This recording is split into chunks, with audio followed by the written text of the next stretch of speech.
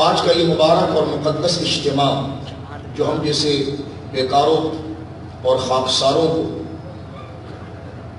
کے لیے اللہ کی بارگاہ سے عرفان و ترقی اور اس کی رضا کو حاصل کرنے کا ایک مؤثر ذریعہ ہے، اور وہ اہل اللہ کی محبت ہے، ان کا احترام ہے، ان کا ذکر ہے، کیونکہ اللہ خود ان سے محبت فرماتا ہے، ان کا ذکر کرتا ہے۔ میں نے ابھی خطبے میں آپ کے سامنے سورہ قصص کی ایک انقلابی آیت کا حصہ پڑھا کہ جس کو پڑھنے کے بعد انسان کی روح کے اندر ایک جولانی، ایک وجد کی کیفیت پیدا ہوتی ہے۔ کیا خوبصورت ارشاد سورہ قصص میں اللہ رب العالمین نے اس بارے میں ارشاد فرمایا، وَرَبُّكَ يَخْلُقُ مَا يَشَاءُ وَيَخْتَارُ، وَرَبُّكَ اے حبیب تیرا رب يَخْلُقُ مَا يَشَاءُ پیدا کرتا ہے جسے چاہتا ہے، وَيَخْتَارُ پھر اسے پسند کر لیتا ہے۔ یہ آیت کریمہ ایک انقلابی پیغام رکھتی ہے، اور اپنی تفسیر کے حوالے سے جسے ہم عرفان کہتے ہیں، جسے ہم محبت کہتے ہیں، جسے ہم روحانیت کہتے ہیں، بس اسی آیت سے وہ استشہاد ہے۔ دوبارہ آپ میں آیت پڑھنے کی شرف حاصل کروں گا، آپ اپنے آپ کو بھول کر اپنے آپ کو مردوں میں شمار کرتے ہوئے شمار اس بات کو سنیں۔ جب تک دنیا میرے اور آپ کے دل میں رہے گی اس آیت کی روحانیت میں ہم نہیں کر پائیں، جب تک زہد کا ذائقہ اس محفل میں بیٹھ کر ہم اپنے اندر نہ لیں۔ زہد کی تعریف یہ ہے کہ بندہ دنیا میں رہ کر اپنے آپ کو مردوں میں شمار کرے، دنیا کو ناپائیدار اور اس حقیقت کو وہ پالے کہ دنیا فانی اور میں نے بھی مرنا اور جانا ہے، باقی رہنے والی ذات اللہ کی ہے۔ جسے یہ خیال یقین کے درجے میں پہنچ جائے وہ زاہد ہو جاتا ہے، اور جو زاہد ہوتا ہے وہی مخلص ہوتا ہے، اور جو مخلص ہوتا ہے اسی کا ایمان مرتے وقت اس کے ساتھ ہوتا ہے۔ اب دیکھیں اللہ رب العالمین نے کیا ارشاد فرمایا کہ اللہ یخلق ما یشاء ویختار، وربک اے حبیب تیرا رب یخلق پیدا کرتا ہے، ما یشاء جس چیز کو وہ چاہتا ہے، ویختار پھر اس میں سے جس چیز کو چاہتا ہے پسند کر لیتا ہے۔ تو اولیاء کی محبت یہ اللہ کی بارگاہ میں پسندیدہ ہے، اور یہ اللہ کی پسند ہے۔ اللہ کی پسند کو قبول کرنا خدا ہی کو پسند کرنا ہے، لہذا یہ دلوں کے زنگ کو دور کرنا۔ جس طرح ہر شے کو میرے بزرگوں، میرے بڑے بھائیوں، آپ مجھ سے کامل ہیں، میں تو بیکار سے ایک آدمی ہوں، بزرگوں کا یہ سبق آپ کی بارگاہ کو وسیلہ بنا کر خواجہ پاک کے دربار سے خیرات اور بھیک لینے کے لیے مجھ جیسے آپ لوگ آئے ہیں، ان کا وسیلہ پیش کرنا چاہتا ہوں۔ اللہ ہمیں کبر سے، نخوت سے محفوظ فرمائے، اور خواجہ صاحب کی بارگاہ میں حاضری کا ایسا ہی مقام عطا فرمائے جیسے ہمارے اکابر میں آپ کی بارگاہ میں مقام پیش کیا۔ میں گفتگو کو ابتدا کی بجائے رسمی طور سے ہٹ کر میں مکمل شروع کر چکا ہوں، کیونکہ یہ خواجہ کے دربار میں رضی اللہ عنہ ایک ارادت کی محفل ہے۔ مجھے کسی تمہید کی حاجت نہیں ہے کہ میں آپ جیسے روشن چہروں کے سامنے خواجہ صاحب کی تمہید پڑھ سکوں۔ آپ کے خود چہرے ایسے چمک رہے ہیں خواجہ صاحب کی محبت سے کہ مجھ جیسے بیکار کو قطعاً یہ اہلیت نہیں رکھتا میں، اور میں مدار اس بات کی صلاحیت نہیں رکھتا کہ آپ جیسے بلند فکر اور اعلیٰ مشرب اور ذوق لوگوں کے سامنے میں کچھ اپنی بات کر سکوں۔ تو میں درمیان ہی سے بات کو شروع کرتا ہوں کہ ہمارے اکابر کس طریقے سے بارگاہ غریب نواز میں حاضری دیتے ہیں۔ ہند کا سب سے بڑا نام شیخ محقق الاطلاع شاہ عبدالحق محدث دہلوی رحمۃ اللہ علیہ، جب ان کے ملفوظ کو میں نے پڑھا تو میں بڑے رسوخ سے اور اپنا ایک نیت کا اظہار کرتا ہوں کہ پھر مجھ میں جرت نہیں ہو سکی کہ میں خواجہ صاحب کی شان کے لیے اپنے آپ کو بنا سوار کر پیش کروں کہ کہاں ان کی بارگاہ کہ جن علماء کی قدموں کی دھول میں ہمارا شمار ہو جائے تو ہم کامیاب ہو جائے، وہ وہاں پر دھول اور مٹی اور خاکسار بن کر اس دربار پر حاضر ہوتے ہیں۔ اللہ اکبر۔ میرے بزرگوں دوستوں، میں نے اس لیے کہا کہ رسمی گفتگو سے ہٹ کر ہم براہ راست بات کو اپنے اس طرف لے جانا چاہیں گے۔ حضرت شیخ محقق شاہ عبدالحق محدث دہلوی رحمہ اللہ، ہر علم کا چھوٹا سے طالب علم بھی میرے بزرگوں اس بات کو جانتا ہے کہ ان کی روحانیت علم ظاہر نہیں، علم روحانیت میں بھی وہ ایک ید طولہ رکھتے تھے اور اپنے دور میں اپنا ثانی نہیں رکھتے تھے۔ میں ان کا تھوڑا سا تعارف کراتا ہوں کیونکہ قدر و ہم ایک کمزور لوگ ہیں، ہم براہ راست ہمارے اندر اتنی صلاحیت نہیں کہ بارگاہ غریب و نواز کی جلالت و قدر کے چھینٹوں کو بھی ہم سمجھ سکیں۔ اس لیے نہ ہمیں منقبت سننا آتا ہے، نہ پڑھنا آتا ہے، نہ بیان کرنا آتا ہے، نہ مجلس کی آداب آتی ہے۔ جس کو آ گیا ان کی زندگیوں میں آپ دیکھیں کہ وہ ایسے حاضر ہوتے ہیں کہ بدن میں جان ہی نہیں ہے اور بدن میں روح ہی نہیں ہے. وہ روب کسی بندے کا نہیں اللہ کا ہوتا ہے. کیا خوبصورت بات حاجی امداد اللہ مہاجر مکی رحمہ اللہ کہہ گئے. آپ ارشاد فرماتے ہیں کیونکہ وہ بھی چشتی بزرگ ہیں. حاجی امداد اللہ مہاجر مکی نظامی بزرگ ہیں, چشتی بزرگ ہیں. آپ کیا بات فرما گئے؟ فرمایا کہ جب اللہ کی تجلی ایک درخت پر ہو تو وہ بول جائے. اللہ کی تجلی جب کوہ طور پر ایک درخت پر ہو اور وہ اس کی روحانیت کو پا کر بول جائے تو فرمایا جو سر سے لے کر پاؤں تک کلمہ توحید میں رچا ہو اس پر جب تجلی ہو تو اس پر عرفان اور اظہار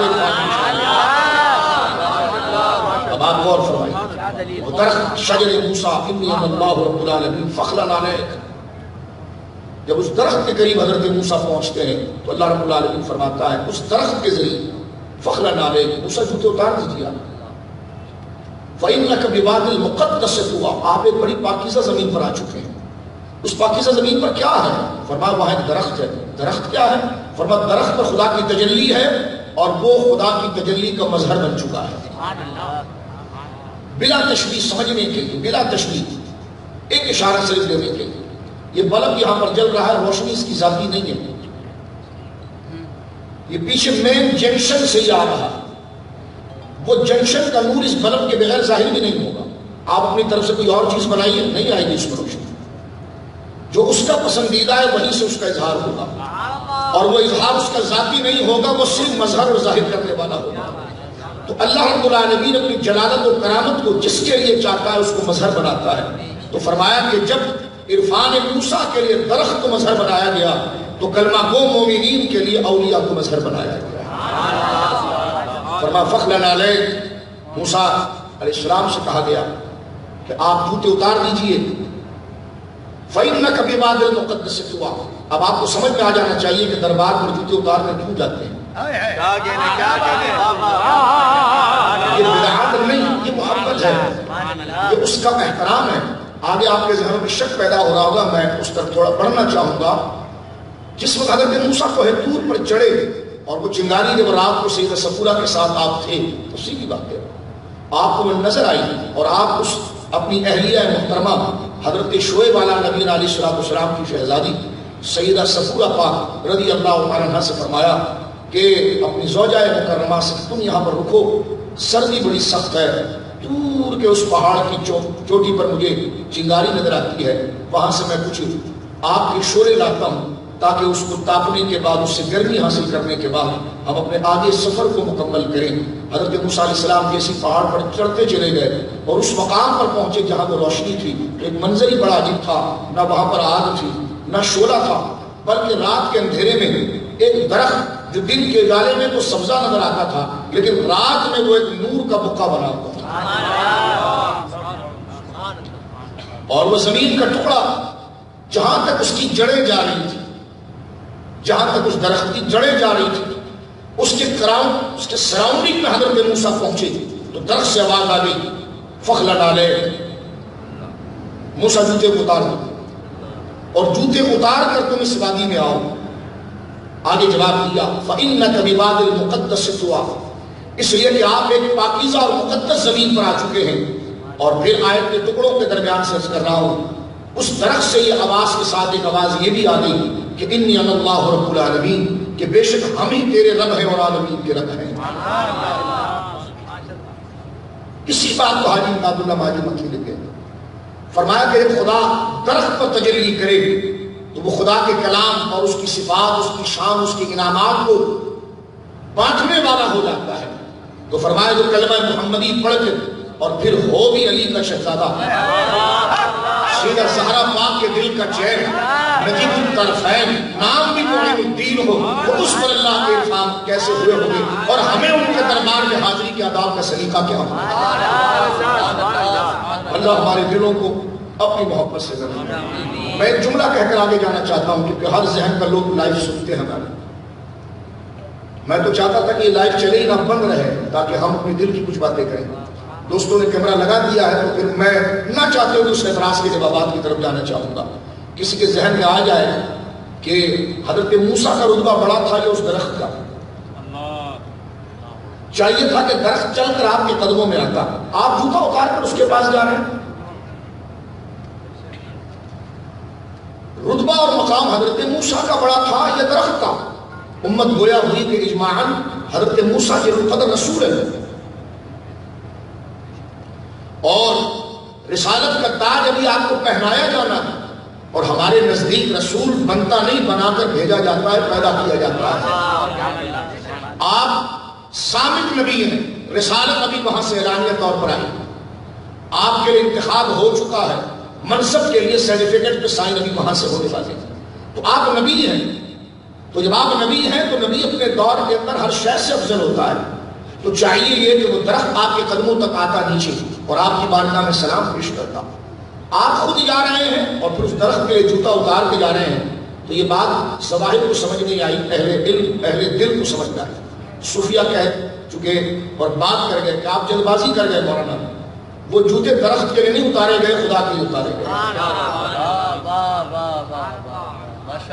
آپ استدلال غلط کر گئے، آپ نے ترتیب غلط بنائی۔ وہ جوتے درخت کے لیے نہیں اتارے گئے، موسیٰ علیہ السلام نے وہ احترام اصلاً اس درخت کا نہیں کیا، خدا کے کلام کا کیا۔ کیا مطلب؟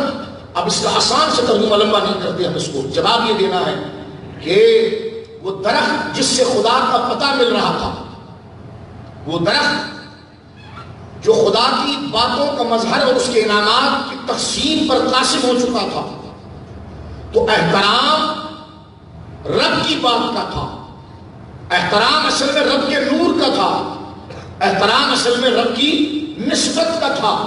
وجہ درخت بن گئی، تو وجہ درخت کا احترام بنا اس لیے تھا کہ وہ مظہر اور ذریعہ بن چکا تھا اللہ کے نام کا۔ تو یہاں سے نتیجہ نکلا کہ ہم مزار پر کسی مٹی کو سلام کرنے نہیں جاتے، کسی بندے کو سلام نہیں کرنے جاتے، جس بندے کے ذریعے خدا ملا ہے تو خدا کی عزت کے لیے اس کی بھی عزت کرنے جاتے۔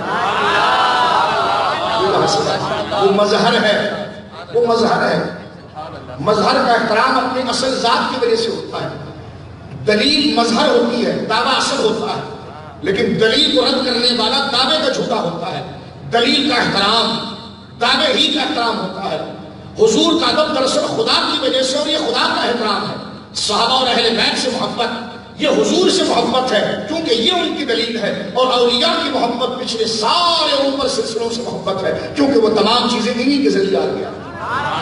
لہذا ان کا ادب اللہ کا ادب ہے، یہ بندے کا ادب نہیں ہے، یہ خدا کا ادب ہے۔ کیونکہ پہلے دیکھیں خدا نے فرمایا کہ وَرَبُّكَ يَخْلُقُ مَا يَشَاءُ وَيَخْتَارُ، حبیب تیرا رب جسے چاہتا ہے پیدا کرتا ہے، وَيَخْتَارُ، اور پھر اسے پسند کر لیتا ہے۔ میں آپ کی پسند کو فراموش کر دوں، آپ مجھے عزت دیں گے، لیکن میں آپ کی پسند کی تعریف آپ کے منہ پر کروں، آپ مجھے سینے سے لگا دیں گے۔ تو اولیاء کی تعظیم ذکر نہیں، یہ خدا کی پسند کا ذکر ہے۔ تو لہذا اس میں شرک کا شائبہ نہیں، اس میں بو نہیں۔ اور یہ ابحاث کو سمجھنے کے لیے قرآن کی آیات پر توجہ رکھنا میرے دوستوں بزرگ کو ضروری ہے۔ کس طرح یہ وہ سلسلہ تھا جو میں نے اپنے اور آپ کے دلوں کو بیدار کرنے کے لیے عرض کیا۔ یہی وہ وجہ تھی میرے دوستوں، جس نے جتنا سمجھا وہ اللہ کے لیے اتنا مرغوب ہوا۔ صحابہ کرام حضور سے اتنے ڈرتے تھے کہ بغیر وضو کے مصافحہ نہیں کرتے تھے، حضور سے اتنے ڈرتے تھے کہ جنابت کی حالت کے اندر حضور کی کرسی کو ہاتھ میں لگا۔ اللہ اکبر۔ تو حضور تو کریم ہے، شفیق ہے، سرکار نے کس کو ڈانٹ دلانی ہے کہ جو اتنا ڈر رہے ہیں؟ تو یہ رعب اس کا ہے کہ یہ خدا کا خلیفہ اعظم ہے۔ وہ ڈر حضور کا ڈر نہیں، وہ لحاظ ہے اللہ سے، کیونکہ حضور اللہ کے پسندیدہ ہے۔ تو وہ لحاظ جس میں نہیں آیا اس نے ایمان کو نہیں سمجھا، جس میں لحاظ آ گیا وہ چیخ پڑا تجھ سے در سے سگ سے ہے مجھ کو نشان، میری گردن میں بھی ہے دور کا ڈورا تیرا، اس نشانی کے جو سگ ہیں نہیں مارے جاتے، حشر تک میرے گلے میں رہے پٹا۔ جسے لحاظ آیا وہ یہ کہہ گیا کہ اس سے لحاظ اس سے لحاظ، اصل مقصود تو رب ہی کی ذات ہے۔ ان چراغوں کے اندر نور تو رب ہی کا ہے، محبت تو اسی کی ہے۔ کون کہتا ہے کہ خواجہ کا ذکر کر کے میں کسی بندے کی طرف گئے؟ اس سے ایک عام آدمی سے پوچھے، ذکر خواجہ تم نے کیا، ذکر غوث اعظم کیا، ذکر پنجتن پاک کیا، ذکر صحابہ کیا، کیا محسوس کیا کہ اللہ کی محبت دل میں آ گئی. میں نے کہا نام تو تم نے پنجتن پاک کر لیا تھا، نام تو تم نے غریب نواز کر لیا تھا، نام تو تم نے غوث پاک کر لیا تھا، نام تو تم نے ابو بکر عمر عثمان کر لیا تھا، محبت کیسے آ گئی؟ تو وہ بھی کہے گا مولوی صاحب اتنے بڑے ہو گئے سمجھ میں نہیں آیا، یہ تو آئینہ ہے، جلوے تو اسی کے آ رہے ہیں. اس لیے میرے بزرگوں یہ شک کو دور کرنے کے لیے فخر کی باتیں ہیں، یہ دل سے زنگ کو دور کرتی ہیں. یہ منقبت پاگل پن نہیں تھا. اگر یہ پاگل پن ہے جو سب سے زیادہ سیانے تھے ان کا حال دربار خواجہ پر دیکھیں آپ. شیخ محقق شاہ الحق محدث دہلوی کا میں ذکر کرتے ہوئے میرے جیسے عام لوگ بیٹھے تھے ان کی روح کو تازہ کرنے کے لیے میں نے اشارہ میں تھوڑا حوالہ پیچھے سے تھوڑا لیا. شیخ محقق بر صغیر کا وہ جید عالم ہے کہ حضوری عالم جو براہ راست سرکار کو جاگتی آنکھوں سے دیکھیں. یہ متواتر علماء نے لکھا، ہمارے علماء نے بھی لکھا، جو ان مشاہدات کے منکر ہیں انہوں نے بھی لکھا. یہاں تک لکھا اور میں بڑے رسول سے کہوں گا جو بات دونوں جانب قبول کی گئی ہے اسی کو آگے بڑھاؤں گا. شیخ محقق کے بارے میں لکھا گیا کہ بر صغیر میں غیر منقسم ہندوستان جس میں پاکستان بنگلہ دیش سب شامل ہے، اگر شیخ عبدالحق محدث دہلوی کا وجود نہ ہوتا تو علم حدیث ختم ہو جاتا. مدینہ پاک سے خاص اشارے پر شیخ محقق کو یہاں رکھا گیا. آپ سلسلہ کو شیخ محقق خواجہ باقی باللہ سے رکھتے تھے اور خواجہ باقی باللہ بھی تو بھیک خواجہ بختیاری کاکی سے دیتا ہے. یہ سب فیضان جہاں ہندوستان کا نام آئے گا نا تو وہاں نل کا جو کھلا ہے وہ صرف چشتیوں کا کھلا ہے. آگے لائنیں جتنی بھی کی ہیں مین جنکشن ڈیم چشتیوں کا ہی رہا ہے. سلسلہ نقشبندیہ کا فخر میرا آقا خواجہ باقی باللہ رحمت اللہ علیہ آپ کو نسبت پاک حضور بختیاری کاکی سے ہے. مجدد الفسانی رحمہ اللہ کے خاص خلفاء میں سے جنہوں نے مقامات امام ربانی لکھی خود سرہنگ کے بزرگ ہیں. فرمایا کہ میں خود خواجہ غریب نواز کے بارگاہ میں گیا اور میں مراقبہ زن ہوا. خواجہ نے مسکرا کر دیکھا اور فرمایا تو میرا بچہ ہے. تو میں نے کہا میں تو باقی باللہ کا ہوں. کہ باقی باللہ کو ٹکڑے میرے بختیار نہیں کھلائے تھے. تو یہ مقامات امام ربانی پڑھ کر دیکھیں. سلسلہ نقشبندیہ بھی اپنے گھٹنے یہاں دیکھتا ہے. بائی بات اگر غیر منقسم ہندوستان کی آ جائے جس میں میرے بڑے بھائیوں میں لفاظی نہیں کر رہا، ایک کیفیت والی محفل ہے لیکن بڑے ہوش سے میں بات کر رہا ہوں. ہر حوال ہر بات کو آپ ایک ذمہ داری سے سنیں اور تحریص نعمت کے لیے علم کے تقاضوں کو ملحوظ رکھتے ہوئے جو بات آپ کے سامنے کی جا رہی ہے وہ مکمل دلائل سے کی جا رہی ہے.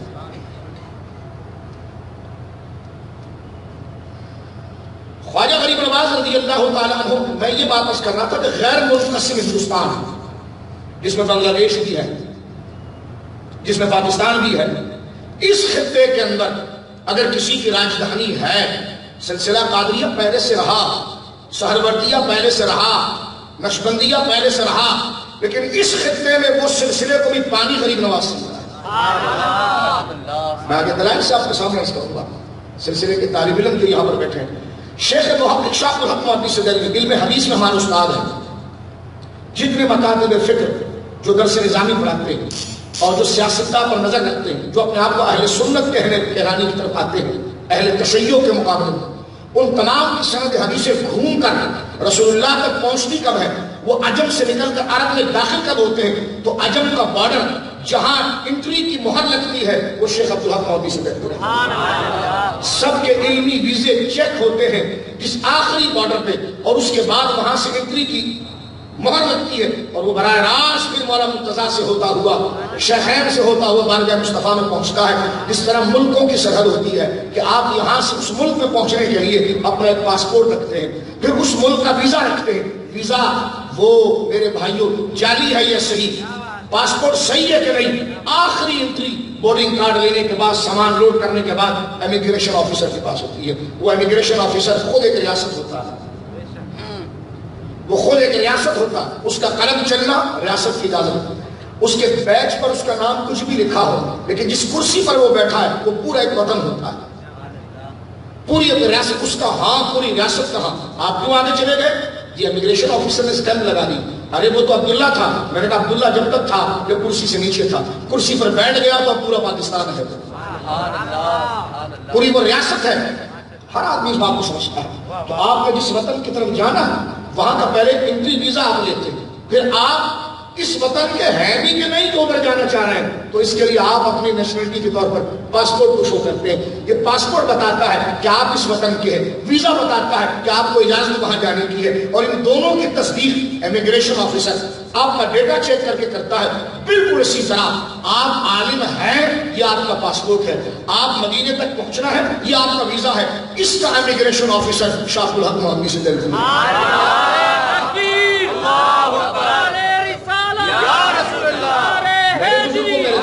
میں نے آسان کر کے آپ کو اس ایگزامپل سے، اور کوئی اہل علم جو میری تقریر سن رہا ہے، چاہے وہ میرے عقیدے سے متفق ہو یا نہ ہو، چاہے وہ خواجہ پاک سے ہماری اس محبت کو جس فتوے کی نظر کرے، لیکن جو قانون میں باندھ رہا ہوں اس کی وہ بھی پاسداری کرے گا. میں نے کہا جب تو بھی پاسداری کرے گا تو اب میں اور تو فنا ہو گئے، ہم دونوں اس قانون کے شکل میں آ گئے. اب وہ قانون جو بات کرے گا تو نہ تیرا فرقہ رہے گا نہ میرا فرقہ رہے گا، بات رہے گی تو پھر اس قانون کی رہے گی.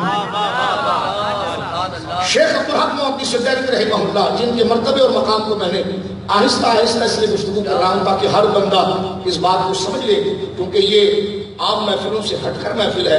شیخ عبدالحق محدث دہلوی کا علمی معیار میرے بزرگوں آپ نے سمجھ لیا کہ کیسا معیار اور کیسا رتبہ اور کیسی ہستی ان کی ہے. اللہ اکبر. جب یہ خواجہ خواجگان میرے آقا غریب نواز کے دربار میں پہنچے، اس لیے میرے دوستو ایسی محافل میں باوضو ہو کر آؤ. دیکھو دل ہمارے اختیار میں نہیں ہے، لیکن ظاہر کو سنوارنا یہ ہمارے اختیار میں ہے. اور یہ سمجھ لیجئے کہ دل کا راستہ، کوئی یہ چاہتا ہے کہ میرا باطن اچھا ہو جائے تو وہ اپنے ظاہر کو اچھا کرے. کیوں جناب؟ کہنے کہ میں بیڈ روم تک جانا چاہتا ہوں. انہوں نے کہا پہلے دروازہ تو باہر کا کھولیے. میں گھر میں داخل ہونا چاہتا ہوں. کیسے داخل ہوں گے؟ چھت توڑ کر آئیں گے آپ؟ نہیں، دروازہ کھول کر آؤں گا. تو میں نے یہی کہا کہ باطن کا راستہ تو ظاہر ہی سے آ رہا ہے، کیونکہ صدر دروازے کو کہتے ہیں. اندر کی صفائی کا راستہ باہر سے کھلتا ہے، اور باہر کا نام شریعت مطہرہ، آداب. اگر ہم اپنے چہرے کو کہا نا رونا نہ آئے تو رونے جیسا منہ بناؤ تو دل میں وہ کیفیت اتر جائے گی. صاف ستھرے کپڑے پہنو ان محافل میں، دھلے ہوئے کپڑے پہنو، نئے ہو تو نور اللہ نور پہنو، عطر لگا کر آؤ تاکہ تمہاری انسان احساسات اور جذبات اور فیلنگ سے جڑا ہوا ہے، ظاہر سے وہ اثر لیتا ہے. غصے میں ہو پانی پلاؤ تو نرم ہو جاتا ہے، پریشان ہو کسی اچھی چیز کو دیکھتا ہے تو خوش ہو جاتا ہے. تو پتا چلا کہ انسان میرے دوستوں بزرگوں ایک ظاہر پتلے کا نام نہیں، فریم میں جڑی ہوئی کسی تصویر کا نام نہیں، ایک احساس کے ساتھ جڑے ہوئے جذبے کا نام. ہم فوٹو دیکھتے ہیں، وہ انسان نہیں، وہ تو ایک تصویر ہے. کیونکہ انسان مکمل جب ہوتا ہے کہ جب ان نقوش کے ساتھ، اس ڈھانچے کے ساتھ، اس اسٹرکچر کے ساتھ کچھ جذبات پیچھے ہوتے ہیں، کچھ ارادے پیچھے ہوتے ہیں، کچھ خیالات پیچھے ہوتے ہیں. ہم نے اپنے آپ کو ایک اسٹیچو کا بنایا ہوا ہے، ایک تصویر کی طرح بنایا ہوا ہے کہ اندر سے ہم نے اپنے آپ کو معطل کیا ہے. اگر ہم اپنے آپ کو اندر سے معطل کر دیں، صرف ظاہر ہی کی طرف رکھیں اور اندر کی توجہ نہ کریں، تو میں اور آپ چلتے پھرتے تو ہیں لیکن فریم میں قید کی بھی فوٹو کی طرح ہے. انسان وہ ہے کچھ ظاہر سے عبرت بھی لیتا ہے، فیض بھی لیتا ہے، کرامت بھی لیتا ہے، تو ظاہر ہی سے لیتا ہے. حسن دیکھتا وہاں ہے، خوشی یہاں پر ہوتی ہے. غم دیکھتا وہاں ہے، غمی یہاں ہوتی ہے. خوف دیکھتا یہاں سے ہے، ڈر یہاں ہوتا ہے. سمجھ میں آ جانا چاہیے کہ ہر چیز ظاہر ہی سے آتی ہے، باطن خود کچھ نہیں کرتا. باطن کے یہ نمائندے ہیں آگے، جو یہاں سے جائے گا وہی اندر پیدا ہوگا.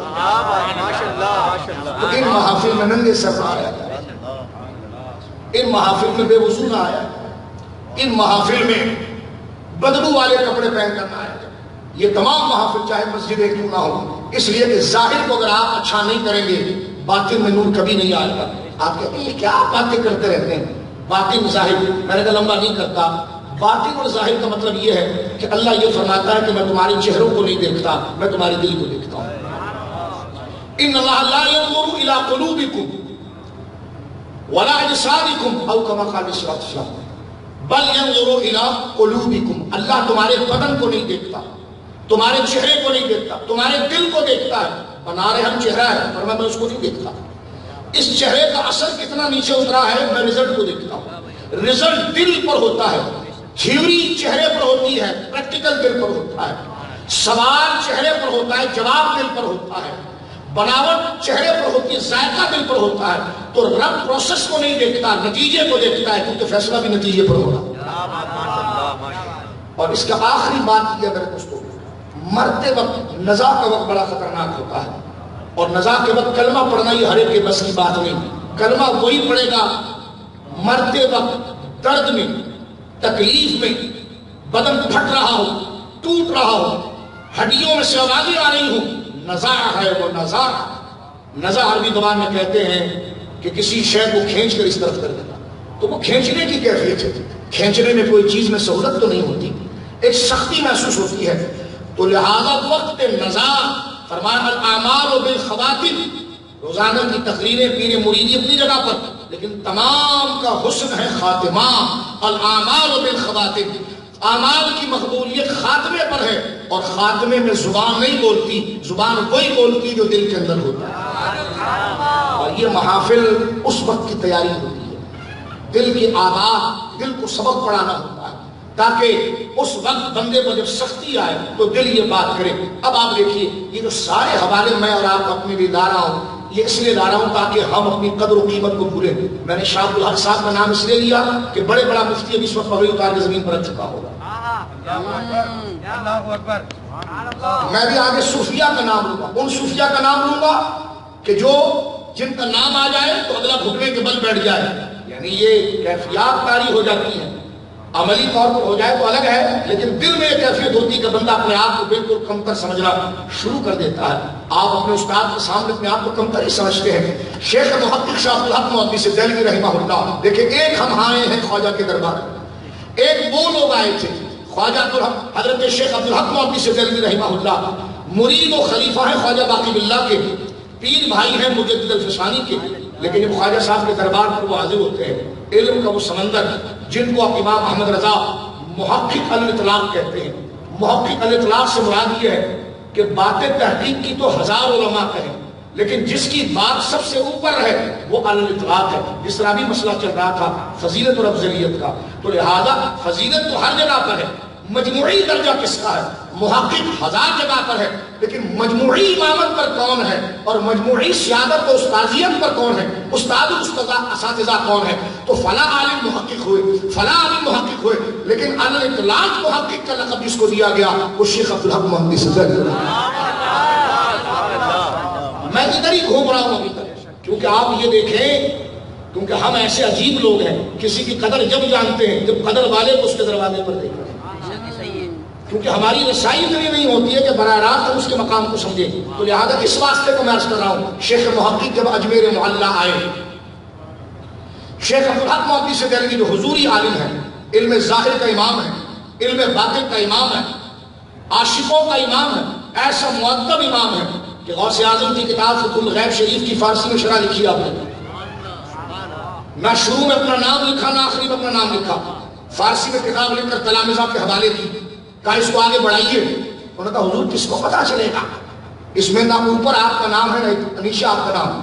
غوث اعظم کے اتنے دقیق فرامین کو آپ نے جس طرح حل کیا تو رو پڑے. فرمایا عبدالحق کی بھی کوئی اوقات ہے کہ غوث پاک کی کتاب پر اس کا نام لکھا جائے؟ یہ ہے فقر، علمی کبر سے نکلنا چاہیے، علمی رونت سے میرے دوست کو نکلنا چاہیے. غور کیجیے آپ، اللہ مجھے بھی ایسا کرے، آپ کو بھی ایسا کرے. شیخ محقق اب آئے ہیں خواجہ کے دربار پر، خواجہ غریب نواز کے دربار پر جب شیخ محقق آ گئے تو گھٹنوں کے بل بیٹھ کر کے لگے، اے غریب نواز، کیونکہ ہر بندہ آگے پیچھے ہو رہا تھا. ہندوستان کا سب سے بڑا عالم آیا ہے، ہندوستان میں جتنی درسگاہیں چل رہی ہیں سب کے پیچھے لائٹ یہیں سے آئی ہے. یہ بندہ خود سرچشمہ علم ہے، یہ خود چشمہ ہے جس سے ساری خانقاہیں علم کی پھیلی. جب یہ خود آیا تو گھٹنے کے بل بیٹھ کر محقق الاطلاق شیخ عبدالحق محدث دہلوی آنسو بہاتے ہوئے خواجہ کی بارگاہ میں گویا ہوئے، حضور میں اپنا علم دروازے پر چھوڑ آیا ہوں.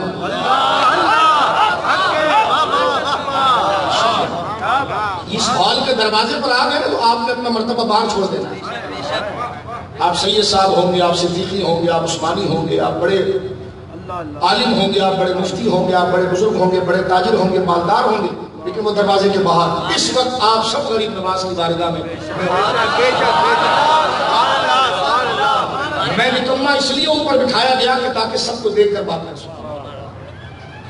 اس میں میری کوئی فضیلت نہیں، واللہ کا اس کا خطرہ ہمارے دل میں، ہم اس لائق نہیں، بلکہ آپ یہ آداب محفل ہوتے ہیں جس کو مجھے بھی ملحوظ رکھنا ہے. یہ لوگ میرے لیے نہیں آئے، یہ غریب نواز کے لیے آئے، اور میں اگر ان کے لیے تقریر کروں تو زندگی برباد ہو گئی. یہ جن کے لیے آئے تو میں بھی ان کی طرف چلوں تو خدا ان کو بخش دے اور مجھے. اب غور کیجئے میرے دوست، شیخ محمد کے جملے کتنے قیمتی تھے. آپ ارشاد فرماتے ہیں، فرماتے غریب نواز میں نے اپنا علم دروازے پر چھوڑ آیا اور آپ سے تو میں اب علم لینے آیا. یہ آداب ہیں. اب میں دوسری شخصیت کو کوٹ کر کے آگے بڑھ جانا چاہتا ہوں، پھر میں موضوع کی طرف آ رہا ہوں. حضرت امام ربانی مجدد الفسانی شیخ احمد سرہندی، سلسلہ طریقت کا وہ سورج جس کی روشنی کو الف ثانی کہا گیا. وہ ایسا چمکا طریقت کے اوپر اور ایسا فیضان اس نے اسلامی تحریکوں کو دیا، علماء کو دیا، اخلاص کے ایسے مضمون.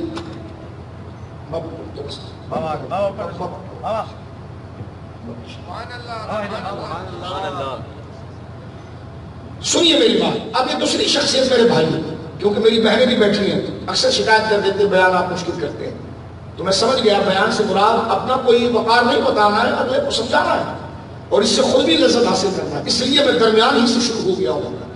میرے دوستوں ذرا توجہ کیجیے، آپ اسی کے ساتھ چند چیزیں جوڑیں گے اور وہی بات کریں گے کہ یہ محفلیں زندگی میں بار بار نہیں ملتی. امام ربانی مجدد الفسانی شیخ احمد سرہندی، جن کا لقب مبارک ہے رضی اللہ تعالیٰ عنہ، جن کا لقب مبارک ہے مجدد الفسانی. اعلیٰ حضرت قدس سر العزیز نے بھی جب سرکار مجدد الفسانی کا ذکر کیا تو اعلیٰ حضرت بھی یہ جملے لکھتے ہیں، امام ربانی مجدد الفسانی قدس سر العزیز. بعض لوگوں نے پروپیگنڈا بنایا تھا، کیونکہ کچھ لوگوں کی عادت ہوتی ہے، میں اس طرف نہیں جانا چاہتا، لیکن سوال کا جواب دینے کے لیے ہر ذہن کا بندہ بیٹھتا ہے. وہ کہنے لگے کہ امام ربانی سے اعلیٰ حضرت اختلاف رکھتے تھے، ان کو پسند نہیں کرتے تھے، تاکہ وہ سلسلوں کو لڑوا کر اعلیٰ حضرت کی شخصیت کو ڈیمیج کر کے اپنی جو بات ہے وہ آگے لانے کی کوشش کرے. یہ جھوٹ ہے، یہ کذب ہے. امام احمد رضا خان فاضل بریلوی کا تو نظریہ یہ ہے کہ بے نشانوں کا نشان مٹتا نہیں، بے نشانوں کا نشان مٹتا نہیں. انہوں نے اپنی ذات کے لیے کام نہیں کیا، فرمایا مٹتے مٹتے نام ہو ہی جائے گا. امام احمد رضا کا نام اگر اس لیے ہوا ہے کہ انہوں نے پوری زندگی غوث غوث کہا تھا، خواجہ خواجہ کہا تھا، آل رسول کا ذکر کیا تھا، صحابہ کی عزت کا ذکر کیا تھا، تو ظاہر سی بات ہے کہ بڑوں کا ہو جائے تو بعد آنے والے غلام بڑوں کا نام لینے کی جرت نہیں کرتے، ان کے چوکیداروں کا ذکر کرنا شرف کرتے. یہ آداب ہوتے ہیں، یہ آداب ہوتے ہیں، یہ منزل ہوتے ہیں. تو میرے امام نے جہاں پر بھی اعلیٰ حضرت امام سنت نے تقریباً جگہ پر فتاوی رضویہ کا طالب علم اس بات کو سمجھتا ہے کہ حضرت مجدد صاحب کا ذکر کیا تو لکھا امام ربانی مجدد الفسانی قدس سر العزیز. اس سے میں صرف آپ کو اشارہ دے رہا ہوں کہ یہ بندہ کتنا بڑا ہے. شیخ احمد سرہندی رضی اللہ تعالیٰ، توجہ کیجئے گا، خود تو یہ خواجہ باقی باللہ کے مرید ہیں، اور میں پھر عرض کروں گا خواجہ باقی باللہ کی خیرات سرکار بختیار کا کرتے ہیں. وقت میرے پاس ہوا تو میں سلسلوں کو بیان کروں گا. یہ تو کئی مرحلوں کی تقریر ہے. اس وقت تو میں صرف غریب نواز کے تعارف کے لیے اپنے اور آپ کے دل کو جگا رہا ہوں، لیکن ان کی خدمات پر تو ایک میں بچے سے کہہ رہا تھا یہ محفلیں تو 10 روزہ کے مقابلے پر ہو سکتی ہے، یعنی اس ترتیب پر، تاکہ ایک ایک پارٹ میں ہم خواجہ صاحب کی زندگی کو پڑھیں اور سمجھیں. اور میں صرف اس کا اجمال اور سمری بڑے رسوخ سے یہ کہوں گا، بغیر کسی جانبداری والے جذبات کے. میں پھر یہ کہہ کر آگے بڑھنا چاہ رہا ہوں، سلسلہ قادریہ کی خانقاہیں، سلسلہ نشبندیہ کی خانقاہیں، سلسلہ سہروردیہ کی خانقاہیں، یہ تینوں سلسلوں کی خانقاہیں جو بنگلہ دیش میں رہی، جو ہندوستان میں رہی، جو پاکستان میں رہی، مجموعی طور پر غیر منقسم ہندوستان میں رہی، خانقاہیں جسی بھی سلسلے کی تھی اس کی آبیاری چشتیوں نے کی ہے. میں کٹر قادری ہو کر یہ بات آپ سے کہہ رہا ہوں، میں کٹر مجدد ہو کر یہ مجددی ہو کر آپ سے بات کر رہا ہوں. کیا بات ہے، واہ واہ مرشد.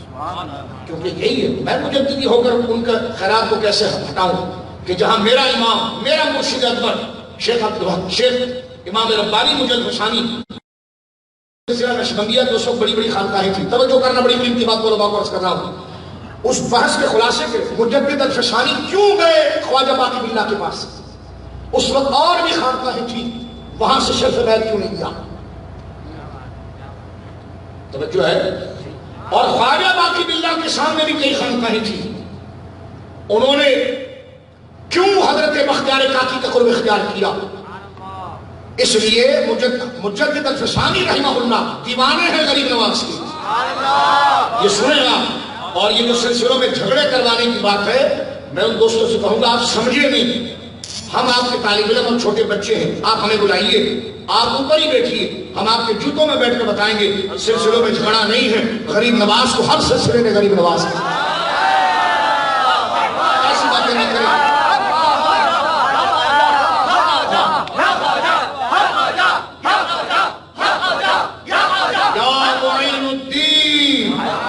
بولو اجمیری، یا معین الدین، یا معین الدین۔ اب میں بولوں گا قدوۃ الاولیاء، آپ کہیں گے معین الدین۔ قدوۃ الاولیاء، امام الاولیاء، سرخیر اولیاء، چراغ طریقت، معین الدین۔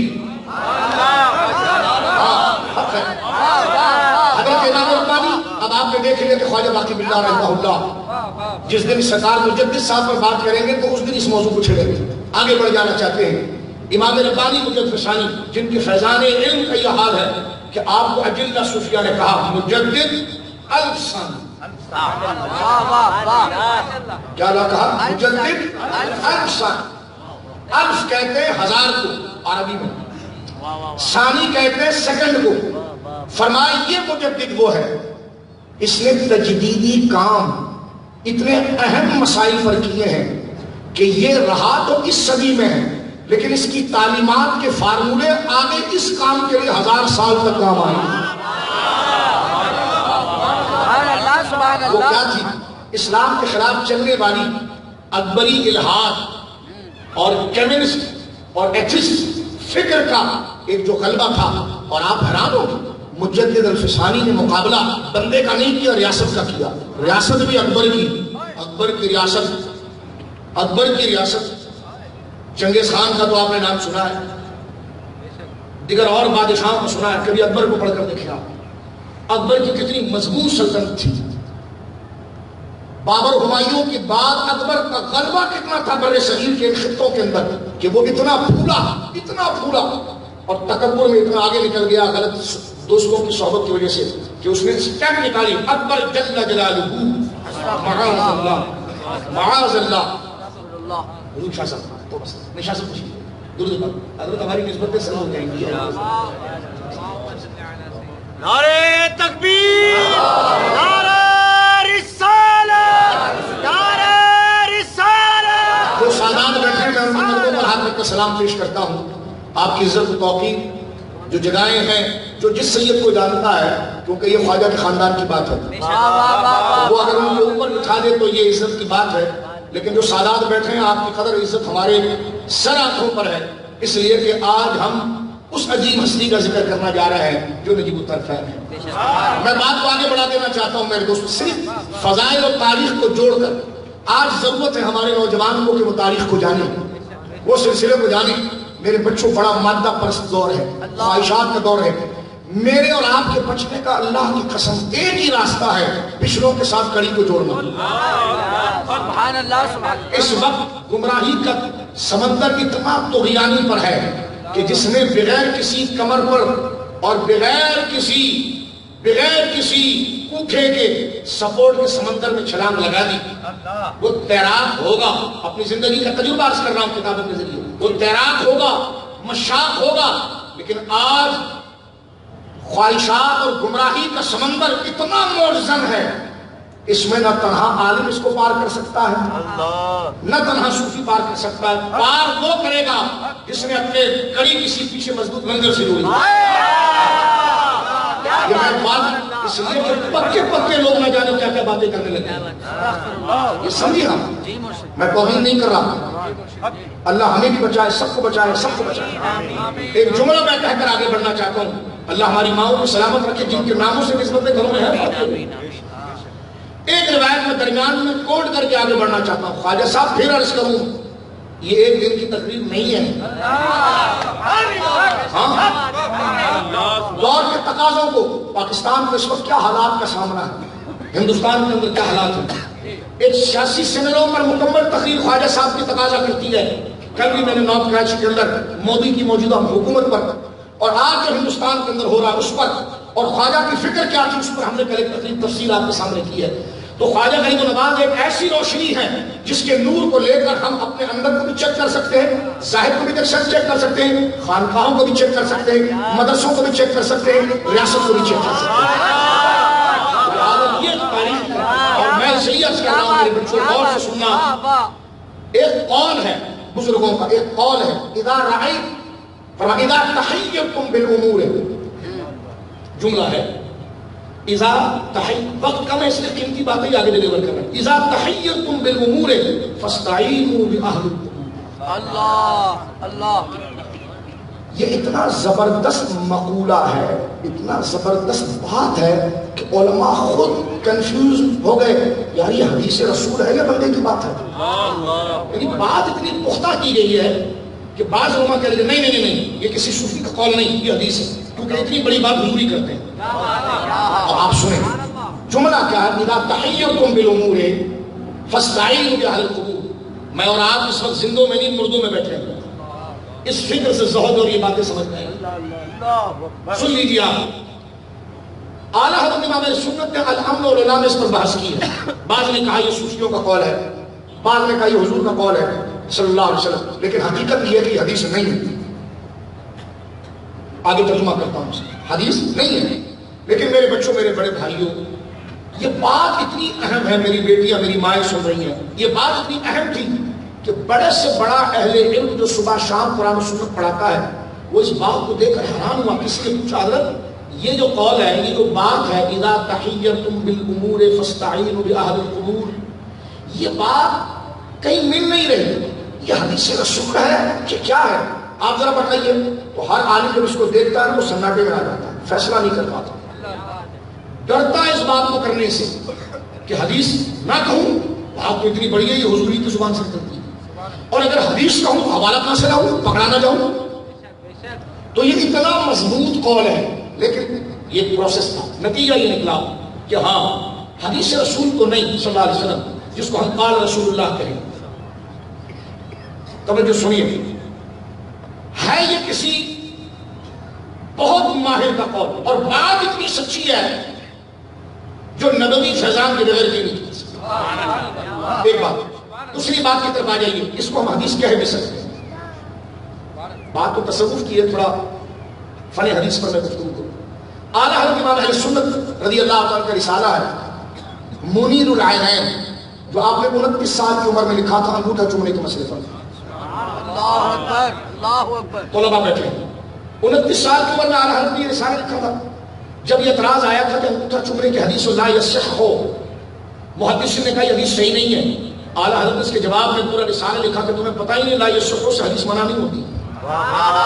جس نے فن حدیث سیکھنا ہے اور تخصص الحدیث کا طالب علم ہے یا چاہتا ہے کہ فن حدیث میں معلوم, میرے امام کا صرف ایک یہ رسالہ پڑھ لے تو میں سمجھتا ہوں کہ علم حدیث میں پھر اس کو بہت زیادہ کمال ملے گا. اعلیٰ حضرت نے مسند امام احمد بن حنبل سے ایک قول لکھا ہے, حدیث لکھی ہے. سرکار علیہ السلام نے فرمایا کہ اگر تمہیں میرا کوئی قول ملے جو میری تعلیمات کے عین مطابق ہو, قرآن کی فراہمی کے عین مطابق, میرے وہ صحیح اقوال اس کے بالکل مطابق ہو, تو فرمایا وہ میرا ہی قول ہے. کیونکہ کچھ روایت ہوئے کچھ رہ گئے, اور روایت ضروری نہیں کہ لکھی جائے, سینہ بہ سینہ بھی چلتی ہے. نکاح نامے تو جنرل ایوب خان صاحب مرحوم نے نکالے, اس کے بعد تو نکاح صرف دلوں میں ہی جا رہا تھا کہ فلاں فلاں کا گواہ تھا, فلاں فلاں کا گواہ تھا. اس وقت اگر آپ پیچھے جا کر پوچھے کہ بھائی فلاں کا فلاں سے نکالا ہوا تھا, اس کی ایتھنٹک کیا ہے, انہوں نے کہا جی فلاں بزرگ کہہ رہے ہیں. کہا بزرگ, کہا کچھ علم سندی ہوتا ہے، کچھ علم صدری ہوتا ہے. اور امام بخاری کو بھی جو حدیثیں ملی ہے وہ سینے سے نکل کر کتاب پر آئی ہے. پہلے تو وہ سینے میں ہی تھی نا. تو جو صوفیوں پر دانت چباتے ہیں، جاوید غامدی جیسے لوگ، اور بات کرتے ہیں، میں نے کہا موضوع میرا نہیں ورنہ میں اس طرف آتا. میں نے کہا آپ اس بات کو سمجھنے کی کوشش کریں. لوگ آپ کی بات کبھی تو قبول کر رہے ہیں نا. کچھ بات آپ کتاب کی کرتے ہیں، کچھ تشریح کرتے ہیں. جو آپ تشریح کرتے ہیں وہ آپ کتاب سے دکھا نہیں سکتے، لیکن آپ کے علم پر اعتماد کر کے کہتے ہیں کہ صدری علم ہے. تو میں نے کہا جب آپ جیسے آپ کے طالب علم ایک مضمون کو پڑھنے کے بعد جب آپ اس کی کامنٹری کرتے ہیں تو اس کی کامنٹری کو آپ ورڈ ٹو ورڈ دکھا نہیں سکتے. آپ کہیں گے نہیں اس مضمون کا خلاصہ بتا سکتا ہوں. میں نے کہا بات خلاصے پہ آئی نا، تو ہم بھی کہتے ہیں کہ صوفیاء کے تصوف کا خلاصہ ہم قرآن سے بھی بتا سکتے ہیں، حدیث سے.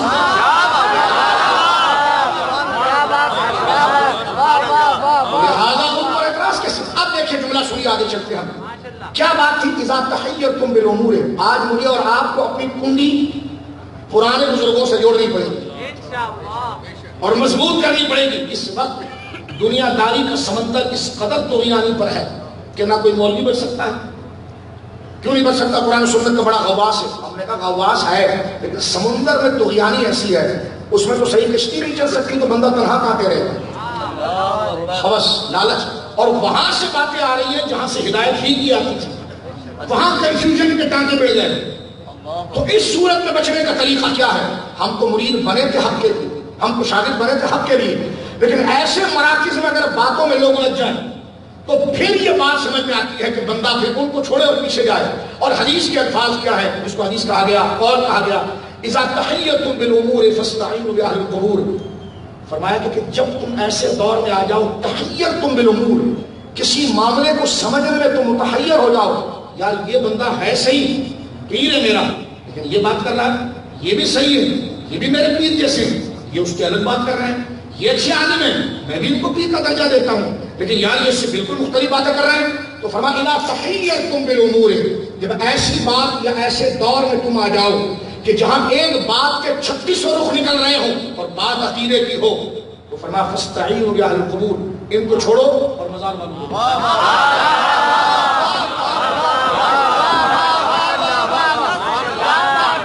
سمجھے اس چیز کہ وہ کیا کہتے تھے؟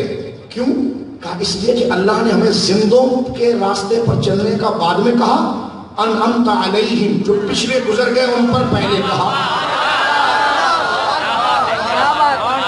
جوان یوگ بیٹھی ہے، اللہ تمہیں سلامت رکھے اور اللہ تمہارے کمال سے تمہارے خاندان کو، تمہارے گھر والوں کو، ہمارے وطن عزیز کو اور اسلام کو رونق دے.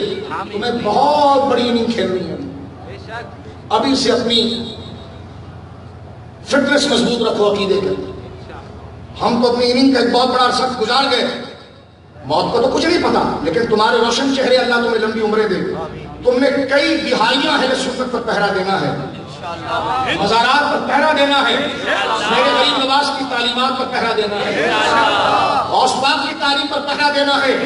چھوٹے چھوٹے بچے جو 14 سال کے، 13 سال کے، 22 سال کے، 25 سال کے جو موجود ہیں، ہم دعا کرتے تمہارے لیے اللہ تمہیں لمبی عمر دے کہ تم یہ عمر گزارو تو خواجہ کی چوکیداری میں گزارو، غریب نواز کی چوکیداری میں گزارو، پنجن پاک کی چوکیداری میں گزارو، 4 یاروں کی چوکیداری میں گزارو. فرمایا تحیرتم بالامور فاستعینوا باہل القبور. جب تم کسی محبسے میں پھنس جاؤ تو پھر مڑ کر دیکھو کہ وہ کیا کہتے تھے. تو آؤ، میں وہیں تو چلا تھا شیخ عبدالحق صاحب کے پاس، میں وہیں تو چلا تھا امام ربانی کے پاس. اب دیکھیے مجدد الفسانی یہ بارگاہ غریب نواز میں آ رہے ہیں. اب آپ غور کریں، غریب نواز میں نے یہ کیوں کہا، پھر ایک لفظ دہراتا ہوں، ہم براہ راست اتنی صلاحیت اور اہلیت نہیں رکھتے کہ آپ کے ملفوظ اور آپ کے مقام کو دیکھ کر آپ کے مرتبے کو سمجھ سکیں. ہم تو کچے لوگ ہیں، ہم تو ریسورسز دیکھ کر نظریے کو سمجھتے. بہت بڑے آدمی ہیں جی، آپ کو کیسے پتا چلا کہ ان کے پاس فلاں بھی آتا ہے، فلاں بھی آتا ہے، فلاں بھی آتا ہے. وہ بندہ جب خود بات کر رہا ہے تو ہم اس کو نہیں اپروچ کر پا رہے، سائن کا ماحول دیکھ کر اپروچ کرتے ہیں. تو اب میں بتاتا ہوں غریب نواز کون ہے اور ان کے سراؤنڈنگ کا ماحول ذرا دیکھیں. سراؤنڈنگ کا ماحول دیکھیں.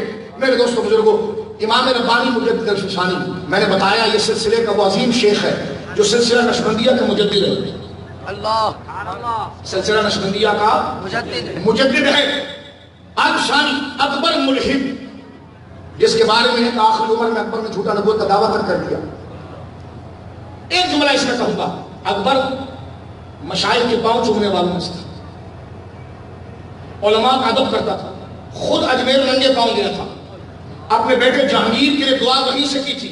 محمد قاسم فرشتہ کو پڑھ کر دیکھیں، تاریخ کی سب سے مستند کتاب تاریخ فرشتہ.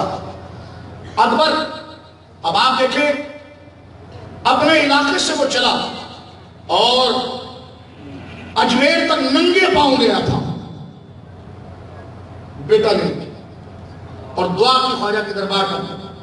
اور یہ کوئی کہانی نہیں، قوالیوں کی باتیں نہیں، یہ تحقیق کی باتیں. محمد قاسم فرشتے نے اس بات کو لکھا اور اس نے خواجہ کے دربار میں عرض کی بیٹے کی، لوٹا تو جہانگیر کی ولادت ہوئی. اس کا بیٹا پیدا ہوا سلیم، شہزادہ سلیم. یہ حضرت خواجہ کی بارگاہ میں اتنا معتقد تھا. پھر ایک وقت آیا کہ جھوٹا نبوت کا دعویٰ کر دیا. کیوں؟ بری صحبت. کچھ لوگ وہ ہوتے ہیں جن کو جیب میں رکھا جاتا ہے اور کچھ وہ ہوتے ہیں جن کو دل میں رکھا جاتا ہے. جس کا وزٹنگ کارڈ اور تعلق جیب میں ہونا وہ اگر دل میں گیا بندہ خارج، اور جس کو دل میں رکھنا تھا وہ جیب میں آیا بندہ خارج.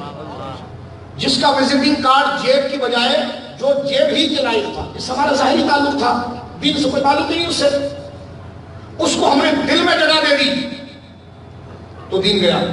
اور جن کو دل میں بٹھانا تھا، لوگوں کے مجمع میں بیٹھے ہوں ان ہستیوں کے بارے میں لوگ بات کرتے رہے، لیکن ہم سیاسیوں میں نہیں، ہم تو سیاسی ہیں. تو پتا چلو جو دل میں تھے وہ جیب میں آ گئے، اور جو جیب والے تھے وہ دل میں چلے گئے. یہی اکبر کے ساتھ ہوا. پہلے میں اور آپ یہ طے کریں یہ بندہ میرے لیے دنیا تک ہے یا آخرت تک ہے. پہلے یہ طے کریں.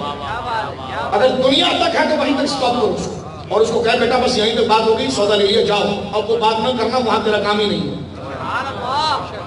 تو یہ کرنا پڑے گا، اس میں سنجیدگی لانی پڑے گی. یہی تو کچھ جیب کے ہیں کچھ دل کے ہیں.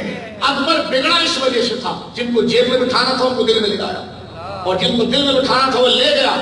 یعنی وہ غلط دوستوں کی وجہ سے، عیاشیوں کی وجہ سے، زہد نہ ہونے کی وجہ سے برباد ہوا. اس میں بے شمار ان لوگوں کا ہاتھ تھا جو اس کے مطلب کے فتوے اس کو مہیا کرتے تھے. نہیں یہ بھی حضرت، یہ دیکھیں یہ انہوں نے کہا شرفی دے دو، اس کو بہت اچھا فتوا دیا.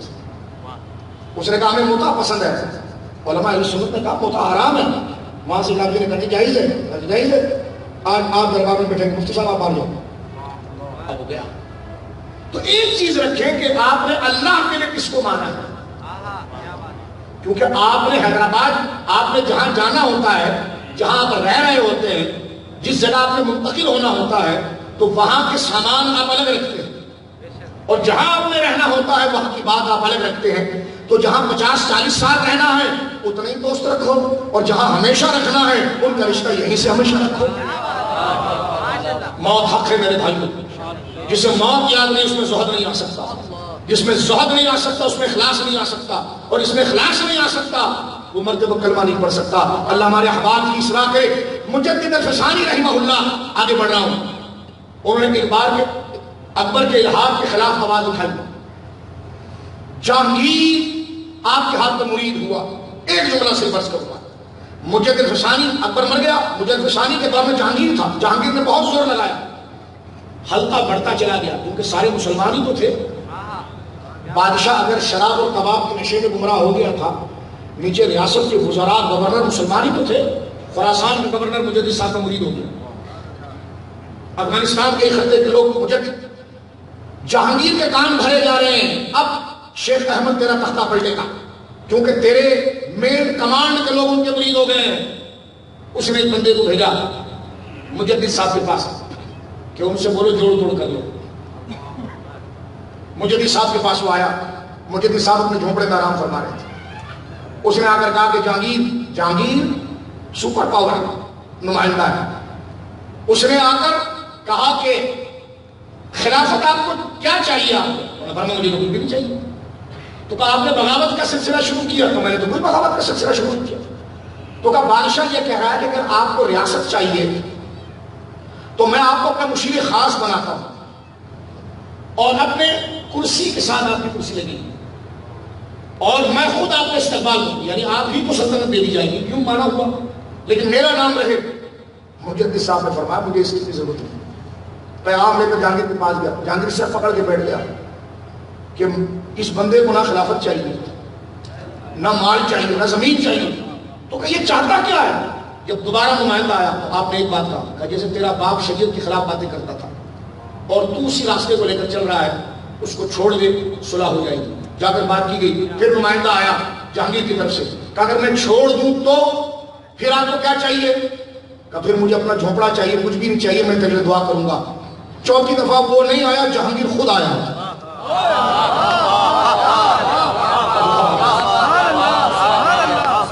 جہانگیر خود آیا، گھٹنوں کے بل بیٹھا. انہوں نے کہا درویش، فقیر آپ ایسے، فقیر بمانا فقر، جس کے دل میں دنیا نہیں، سب کنٹرول ہاتھ میں آ گیا تھا. مجدد صاحب کی تاریخ پڑھ کے دیکھیں، یوں اٹھا کر جہانگیر کو پھینک سکتے تھے آپ، مغلیہ سلطنت پر قابض ہو سکتے تھے، لیکن آپ نے اپنا وہ ٹوٹا ہوا لوٹا اور اپنا مسلح رکھا ساتھ میں. فرمایا نہ جہانگیر، مجھے یہ نہیں، تو خدا کے دین کا ہو جا، میں اس کوٹھڑی میں تیرے لیے دعا کروں گا. اس نے کہا میں تو خدا کو پہچانا نہیں، تیری اندھیری کوٹھڑی میں مجھے خدا کا نور ملا. دست مبارک آگے کریں.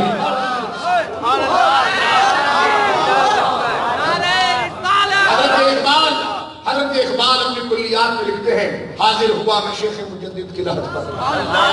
اقبال کسی سے متاثر نہیں ہوتے، کیا جو لکھے. فرمایا حاضر ہوا میں شیخ مجدد کی لہت پر. اور اپنا قصہ بیان کرتے اور بیان کرتے ہوئے آگے پوری منقبت لکھتے ہوئے، جو آپ کے پنجاب کے لوگوں سے بیزاری، یہ عنوان ہے غالب آپ کی کلیات کے اندر.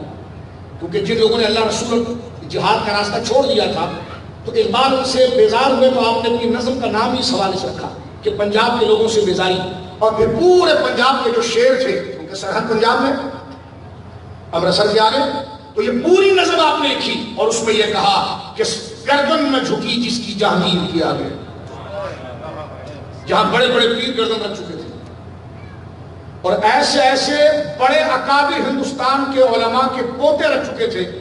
میں ہر دفعہ مجھے بندہ کہتا، ہر دفعہ یہ بات کرتے ان کے دادا کا نام کیوں نہیں لیتے؟ میں نے کہا مجھے ڈر لگتا ہے، میں نہیں لیتا، خود جا کے میں نہیں لے سکتا، کیونکہ میں ان کا پوتا بول چکا ہوں. وہ اتنے بڑے ولی کا پوتا کہ جن کا نام لیتے ہوئے ہمارے ہاتھ کانپنے ہوتے ہیں، وہ بک گیا اکبر کے ہاتھ. اتنا بڑا مولوی تھا کہ اکبر کو بغیر نقطے کی تفسیر لکھ کر دی اس نے عربی میں، بک گیا. اس کے سامنے الحاد اور بے دینی ہو رہا تھا، لیکن کیا کہا حضرت اقبال کی، اس کو دیکھو نام بھی اس کا نہیں پتا. مجدد صاحب کو 500 سال ہو گئے، سب جانتے ہیں. فرمایا کہ گردن میں جھکی جس کی جہانگیر کے آگے، جس کی گرمی نفس میں ہے گرمی احرار، وہ ہند میں سرمایہ ملت کا نگہبان، اللہ نے کیا جس کو بر وقت خبردار. کتنا بڑا آدمی ہے. اب یہ آیا، اب یہ آ رہے ہیں خرامہ خرامہ ادب و تعظیم کے ساتھ اجمیر مولانا. میں اس لیے سلامتی کا ماحول، تقریر مجدد صاحب پر نہیں ہے، دربار خواجہ ہی پر ہے، لیکن ہم کمزور لوگ ہیں، ہم ماحول دیکھ کر بندے کو جانتے ہیں. امام ربانی جس وقت آئے دربار مقدسہ پر اور آپ نے امام ربانی نے حاضری دی، جس کے خود لطائف اتنے روشن آئے تھے میرے دوستوں بزرگوں، اور کمالات جب حاضری دی خواجہ کے دربار پر اور آنکھوں میں آنسو میں لوٹنے لگے، تو ایک خادم نے تعظیماً بھاگا اور خواجہ صاحب کے مزار کی چادر اٹھا لایا. خواجہ صاحب کے مزار مقدسہ کی اوپر جو تعویذ مبارکہ پر ڈلی کی چادر تھی، وہ میرے بھائی اٹھا لایا. وہ چادر لا کر حضرت مجدد کو دی. مجدد نے ہاتھ میں لے کر فرمایا کیا ہے، کس کی ہے؟ فرمایا خواجہ کی ہے. تو فوراً چوم کر اپنی آنکھوں میں لگایا. مقامات کے مجدد اٹھا کر دیکھیے، یہ مستند ہمارے سلاسل مجددیہ کے مشرق میں شامل کتاب ہے. اور چوم کر کافی دیر تک کھڑے رہے. اپنے خلیفہ اجل کو کہا مجدد ثانی نے، فرمایا یہ لیجئے اور وصیت سنیے، جا کر فلاں کو دیجئے، جب مجھے لحد میں رکھا جائے تو میرے کفن کے اوپر اس چادر کو رکھا جائے. یہ ہے غریب نواز کی قدر و منزلت، یہ ہے غریب نواز کا مقام و مرتبہ. اب میں تھوڑا سے قریب آپ کو لاتا ہوں اور چند باتیں آپ کی خدمت میں. یہ 2 مرحلے ہمارے آسانی کے ساتھ عرض کیے میں نے. اب یہ تیسرا، پھر اس کے بعد اگر آپ لائن دیکھیں گے تو کون نہیں پہنچا خواجہ کے دربار میں، چاہے وہ سیاسی لیڈر ہو، چاہے وہ مذہبی پیشوا ہو، کون نہیں آیا دربار خواجہ کا. بلکہ انگریزوں تک نے یہ بات اپنے مشاہدے میں لکھی کہ ہندوستان میں ایک قبر ہے جو سارے ہندوستان پر راج کرتی ہے، وہ سرکار غریب نواز رضی اللہ تعالیٰ عنہ۔ اب میرے دوستو بزرگوں، لہذا اس موضوع کو یہاں پر ختم کر کے ہم آخری مرحلے کے اندر آ گئے ہیں۔ یہ تاریخ کو اور اپنی طبیعتوں کو تھوڑا اس طرح راغب کر کے اب طلباء کے لیے میں چند باتیں یہاں پر عرض کرنا چاہوں گا۔ دیکھیں تصوف ایک بڑی قیمتی بات عرض کرنا چاہ رہا ہوں۔ طریقت، جملہ سنیں نوجوان، طریقت، تصوف یہ شریعت سے اگینسٹ نہیں ہے، اس بات کو سمجھیے آپ، شریعت کے مقابلے پر نہیں ہے، محاذی نہیں ہے۔ جس طرح کے کفر ایمان، جس طرح کے صحت مرض، رات دن، تو یہ جو متضاد ہے نا، اس طرح طریقت اور شریعت متضاد نہیں ہے۔ یوں سمجھ لیجئے کہ جو شخص، جس طرح بچہ پرائمری سے ہائی کلاس میں جاتا ہے، تو اس طرح شریعت کی اتباع کے ذریعے اس کے مضمون کی طرف بندہ آگے بڑھتا ہے، طریقت کے ذریعے۔ طریقت آگے پھر بڑھ جاتا ہے۔ طریقت راستے کو کہتے ہیں عربی زبان میں، کس کو کہتے ہیں جی؟ سنیے پہلے اس کا لٹرلی معنی، طریقت بنا ہے طریق سے، اسلام کہتا ہے طریقت یعنی طرق، ترکن، مادہ شرطہ، ترک راستہ، ٹھیک ہے، راستہ۔ شریعت شرعن راستہ، توجہ ہے، غور کریں، شریعت بھی میرے دوستو راستے کو کہتے ہیں، طریقت بھی راستے کو کہتے ہیں۔ اب ہے دونوں راستہ، تو فرق کیا ہے؟ تو شریعت ایسا راستہ جس پر چلیں، طریقت ایسا راستہ جس پر دل لگا کے چلیں۔ جہاں بدن کے ساتھ دل آ گیا تو طریقت آ گئی۔ جب تک شریعت کی باتیں ہم سنتے رہے اور ظاہر سے عمل کرتے رہے، یہ طریقت تھی۔ جب وہ شوق بن گیا، تمنا بن گئی، آرزو بن گئی، محبت بن گئی کہ اس کے بغیر گزارا ہی نہیں ہے، چین ہی نہیں آتا، تو اب یہ طریقت ہے۔ جب احکام بدن سے روح میں اتر جائیں، زبان سے شوق کی طرف آ جائیں، بات سے جذبے کی طرف آ جائیں، پینے سے ذائقے کی طرف آ جائیں، تو یہ جب دونوں چیزیں جڑتی ہیں تو جو ذائقہ ہے وہ طریقت ہے، جو عمل ہے شریعت تھیوری ہے، اس کا پریکٹیکل طریقت ہے۔ لیکن کیسا پریکٹیکل؟ جس میں اب آپ سنیں، نماز آپ نے پڑھ لی، شریعت مکمل ہوگی، سوال ہوا کس کے لیے پڑھی؟ یہ طریقت ہے۔ کیوں پڑھی؟ یہ طریقت ہے۔ کون دیکھ رہا ہے؟ یہ طریقت ہے۔ کیا دے گا؟ یہ طریقت ہے۔ کس کے پاس آئے؟ یہ طریقت۔ یہ جو جذبہ اس کے ساتھ جڑا ہوا ہے، یہ طریقت ہے۔ دوسری بات، مولانا مرشد، مولانا صاحب شریعت کے استاد، مرشد کامل طریقت کا استاد۔ میں نے لفظ ظاہر کہا اس لیے کہ آپ اس کو سمجھتے ہیں، کیونکہ مرشد بھی اگر مولانا نہ ہو تو مرشد بن ہی نہیں سکتا، کیونکہ باطن کو تو وہ ٹھیک کرے گا جو ظاہر کو جانتا ہو، جو ظاہر ہی کو نہیں جانتا تو باطن کو کیسے جانے گا؟ ظاہر کو جاننے کی دو چیزیں قرآن و سنت، جب تک وہ قرآن و سنت کا عالم نہیں ہوگا وہ پیر نہیں قرار دیا جا سکتا، ورنہ عقیدے میں گڑبڑ کر جائے گا، چیزوں میں بتکے گا، قرآن کو سمجھے گا نہیں، سمجھے؟ تو یہ شرائط تمام بزرگوں نے میرے دوستوں بزرگوں لکھی ہے۔ دو قسم کے استاد ہوتے ہیں، ایک استاد ہمیں مصلی پر کھڑا کرتا ہے، ہمارے بدن کو جو قبلے کے سامنے کھڑا کرے، بیٹا یہ ڈائریکشن ہے قبلے کی، اس طرح کھڑے ہوتے ہیں، اس طرح کپڑے کی صفائی، اس طرح نیت، اس طرح جگہ کا پاک ہونا، اس طرح کھڑا ہونا، جو ہمارے بدن کو صف میں روک کر رکھے، جو ہمارے بدن کو مصلی پر روک کر رکھے وہ ہے مولانا، اور جو ہماری روح کو بھی وہاں روک کر رکھے وہ ہے مرشد۔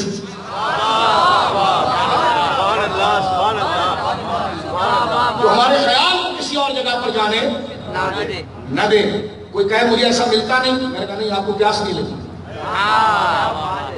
کیا بات ہے، جس کو پیاس نہ لگے اسے پانی نہیں ملتا، اور جسے پیاس لگ گئی وہ کنویں تک پہنچ جاتا ہے۔ یہ باتیں ہی تو مرشد ہیں، ان کی تعلیمات، ان کی محبت ہی تو مرشد ہے، یہی تو قانون ہے جو خدا تک لے جاتا ہے۔ اس لیے حضرت اقبال ایک جگہ کہہ گئے فارسی میں کہ طریقت چیز اے والا صفات، جناب والا طریقت کس کو کہتے ہیں؟ فرمایا شریعت را دیدن با اماق حیات، شریعت کو شوق کی نظر سے دیکھنا، شریعت کو شوق کی نظر سے دیکھنا. آپ سمجھ سکیں میں 10-12 مثال اس لیے دے رہا ہوں تاکہ کہیں سے آپ اس بات کا کنیکشن سمجھیں کہ طریقت کیا ہوتی ہے. طریقت صرف عمل کا نام نہیں. کیا بات. طریقت صرف عمل کا نام نہیں. کس کے لیے عمل تھا اس کی یاد کے ساتھ عمل کا نام طریقت ہے. حدیث جبرائیل میں ایک جملہ تھا. آگے بڑھ رہا ہوں پھر سلسلے پر بات ہم سمیٹ رہے ہیں. طریقت کو سمجھانا یاد ہوگی کیوں ہم خواجہ صاحب کی طرف چلے. سرکار کے پاس حضرت جبریل آئے. میرے آقا کے انتقال دنیا سے پردہ فرمانے سے 7 دن پہلے قرآن مکمل ہو گیا تھا. بعض علماء نے یہ لکھا کہ قرآن مکمل ہو گیا. اب جبریل حضور سے ملاقات کے لیے آئے اور حضور سے 5 سوالات کیے جس کو ہم عنوان دیتے ہیں حدیث جبرائیل. اس میں ایک سوال میرے بچوں یہ تھا کہ میرے بھائیوں میرے بزرگوں کہ من احسان، یا رسول اللہ احسان کیا ہے؟ احسان الف حلبے والی ہا سین الف نون. میرے بڑے بھائیوں غور کرو. احسان میں جانتا ہوں یہاں وہ لوگ بھی بیٹھے ہیں جو ان باتوں میں میرے استاد ہیں اور ایسے بھی لوگ بیٹھے ہیں ہمیں تو کچھ نہیں آتا ہم کیا بات کریں. میں ان سے محبت کرتے ہوئے ان کے احترام کے ساتھ کہ وہ آئے ہم ہمارے لیے عزت افزائی ہے. اس بات کو سمجھانے کی نہ ہم علم کل ہیں. ہم تو خود خواجہ کے دربار پر آئے. شیخ عبدالحق صاحب کی بات دے کر کے ہم نے اپنا علم دروازے پر رکھا ہے. غریب نواز آپ سے لینے آئے ہیں. برتن خالی ہوگا تو بھرا جائے گا بھائی. بھرے ہوئے برتن پر کوئی سامان نہیں ڈالتا. آپ سید صاحب ہیں، آپ عالم صاحب ہیں، آپ صدیقی صاحب ہیں، آپ عثمانی صاحب ہیں، آپ مفتی صاحب ہیں، آپ تاجر ہیں، آپ سب ہیں، سب قابل قدر ہیں. لیکن یہ دربار غریب نواز ہے. برتن خالی کر کے آؤ. اس لیے شیخ محقق نے کہا میں نے اپنا علم باہر رکھ دیا اور اب میں آپ سے علم لینے آیا ہوں. میرے دوستوں بزرگوں توجہ کیجئے اس بات کی طرف. سرکار سے پوچھا جبریل نے مل احسان، حضور احسان کیا ہے؟ یہ احسانی تصوف ہے، یہی طریقت ہے. سرکار نے جواب کیا دیا توجہ کرنا. فرمایا ان تعبد اللہ کأنک تراہ، تو اللہ کی عبادت ایسے کر جیسے تو اللہ کو دیکھ رہا ہے. فإن لم تكن تراہ فهو يراك، اگر یہ منزلت تیری نہیں کہ تو اللہ کو دیکھ رہا ہے تو پھر یہ یقین کر کہ وہ تجھے دیکھ رہا ہے. یہ ہے طریقہ. ایسے عارف باللہ کے پاس بیٹھنا جو دل میں اللہ کو لائے اور دل میں اللہ کی یاد جب آئے گی جب تجھ سے دھوکہ نہ کرے تو صحیح کہے بیٹا مرنا ہے، موت حق ہے، آخرت کی فکر کرو. حضور نے فرمایا، سرکار نے صحابہ سے پوچھا حضور شرح صدر کب ہوتا ہے؟ یہ بڑا جملہ ہے شرح صدر. شرح صدر یہ ایک محاورہ ہے اطمینان سے. الم نشرح لک صدرک، میں نے آپ کی بات سنی میرا شرح صدر ہو گیا، میں مطمئن ہو گیا. صحابہ نے پوچھا، اللہ فرماتا ہے افمن شرح اللہ، بے شک وہ لوگ جن کے سینوں کو خدا شرح کرتا ہے. صحابہ نے پوچھا، بڑی قیمتی بات ہے میرے اور آپ کے لیے، حضور شرح صدر کب ہوتا ہے؟ آقا نے فرمایا بندہ جب زندوں میں رہ کر خود کو مردوں میں رکھتا ہے، اس وقت اس کو سمجھ میں آئے گا کلمے کی لذت کیا ہے. جب میں نے ہمیشہ یہاں رہنا ہے تو وہاں کے لوگوں سے کام کیا ہے؟ جب میں نے ہمیشہ یہاں رہنا ہے تو وہاں کی باتوں سے کام کیا؟ لیکن جب مجھے جانا وہاں پر ہے تو ان سے کام کیا. بات بھی انہیں کی ہوگی، ذکر بھی انہیں کا ہوگا. یہ قاعدہ ہے میرے دوستوں بزرگوں. تو لہذا تصوف شریعت کے مقابلے پر نہیں. ہم آگے بڑھ رہے ہیں اختتام کی طرف. تصوف ہم طریقت والے ہیں جی. میں ان دوستوں سے کہتا ہوں ایسا جملہ لکھیں، یہ اچھی بات ہے. آپ شریعت والے، ہم طریقت والے ہیں. میں نے کہا شریعت کے مقابلے پر کفر ہوتا ہے، طریقت نہیں ہوتی. آپ غلط بات کر رہے ہیں، آپ سمجھ گئے. اللہ اکبر. ہم بڑے ادب کے ساتھ آپ کے منصب کا احترام کرتے ہوئے بات کرنا چاہتے ہیں. ایسے جملہ نہ کہیں. کیوں نہ کہیں؟ میں نے کہا اس کے نیچے آپ کے مرید ہیں، پھر ان کے عقیدے بھی خراب ہوں گے، پھر یہ چیز پھیلے گی. سلسلے اس لیے ہوتے ہیں کہ نیچے ہر ایک بندے کی اصلاح کی جائے. جو ہے ایسا نہ بولے کہ نہیں ہم تو طریقت والے نہیں، بال ہم نے کمر تک رکھ دی ہے. میں نے کہا ایسا نہ کریں، منع ہے. خواجہ نے منع کیا، بزرگوں نے منع کیا. مرشد ہونے کا معنی یہ کہ ان کا ذکر بھی ہو، ان کو مانا بھی جائے، ان کی سنی بھی جائے. ان کو مانا بھی جائے ان کی سنی. ہم طریقت والے ہیں شریعت والے نہیں. شریعت ہی طریقت ہے. انما الاعمال بالنیات، عمل کا دار و مدار بس یہی حدیث طریقت ہے. انٹینشن، آپ کے عمل کے پیچھے نیت کیا؟ عمل شریعت ہے، نیت طریقت ہے. انما الاعمال بالنیات، عمل کا دار و مدار نیتوں پر ہے. امام غزالی کہتے ہیں کہ لوگ جنت میں عمل کی وجہ سے نہیں، نیتوں کی وجہ سے جائیں گے. کیونکہ عمل بنتا ہی نیت سے.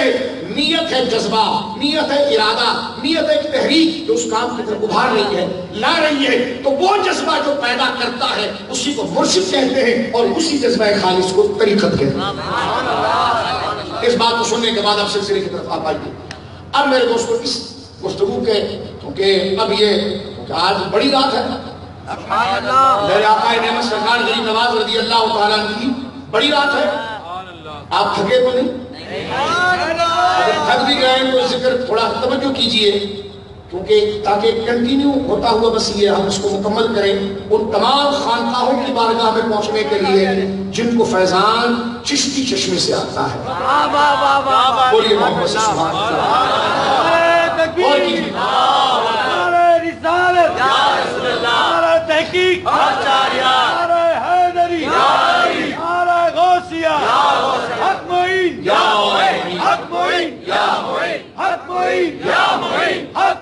اب فضائل کے ساتھ ساتھ اپنی اس بنی ہوئی عمارت کو ذرا ہم مضبوط کریں گے، کانکریٹ کریں گے. اس کو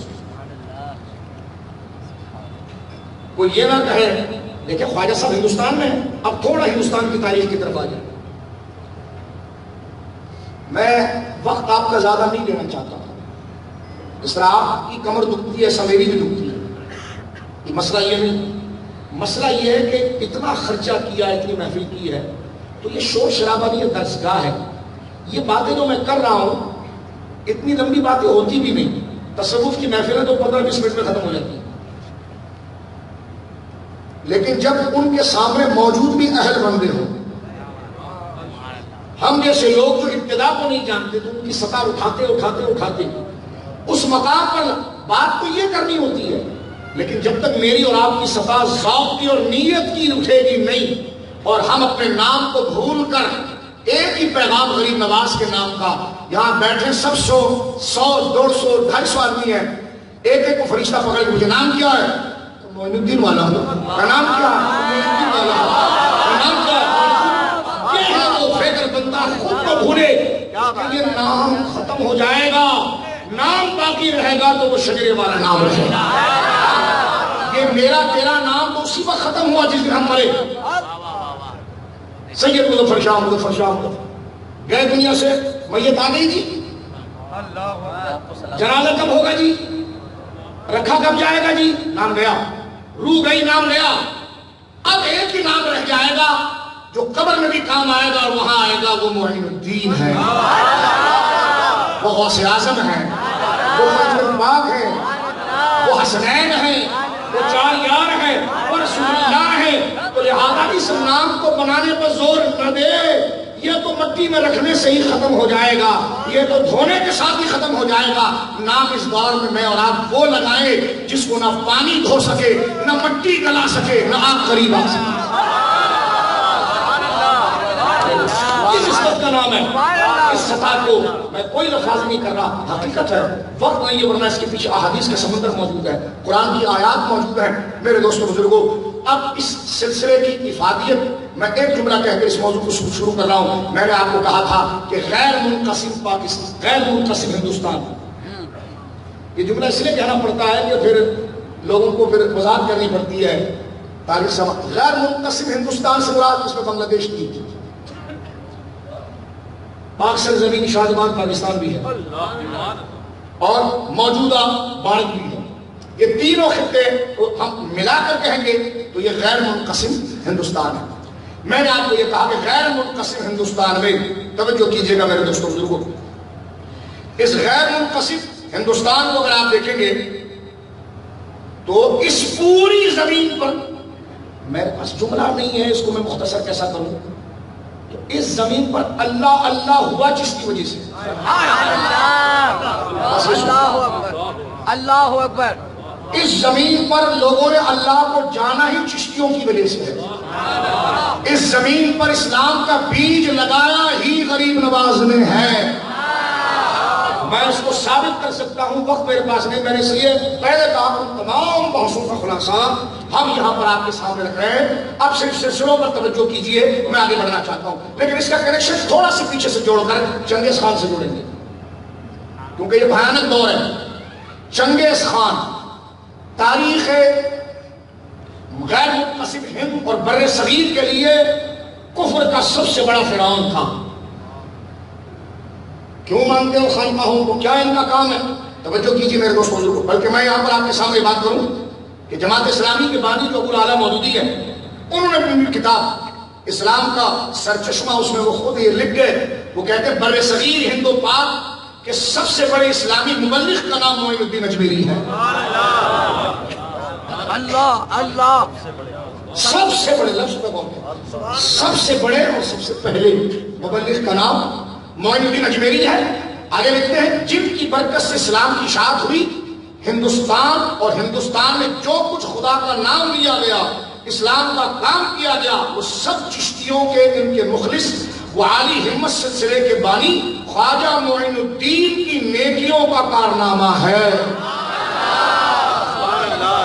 یہ مودودی صاحب نے اپنی کتاب اسلام کا سرچشمہ لکھا، اور پھر اسی فکر میں ندوی فکر میں ابوالحسن ندوی نے یہ بات انہوں نے لکھی تاریخ دعوت و عزیمت کے اندر، جو بڑا تفصیلی تذکرہ انہوں نے تاریخ دعوت و عزیمت کے اندر ابوالحسن ندوی صاحب نے تفصیلی تذکرہ حضرت خواجہ غریب نواز و سلسلہ غریب نواز کا کیا.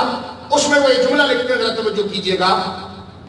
وہ جو جملہ میں نے آپ کے سامنے پیش کیا، اس میں بھی یہ لکھا کہ حقیقتاً ہندوستان کی فتح، توجہ کیجیے گا، ہندوستان کی حقیقی فتح جو تلوار سے ہوئی وہ سرکار سلطان محمود غزنوی نے رحمت اللہ علیہ. بعض ہندوؤں سے متاثر، اسلام سے بیزار لوگ، میں توہین نہیں کر رہا، ایک بات عرض کر رہا ہوں، بعض ہندوانہ مزاج سے متاثر لوگ اور اسلام سے بیزار، بعض ہندوؤں کے ایجنٹ اور مسلمانوں کے دشمن یہ کہتے سنے گئے ہیں کہ محمود غزنوی بھارت کو لوٹنے آیا تھا.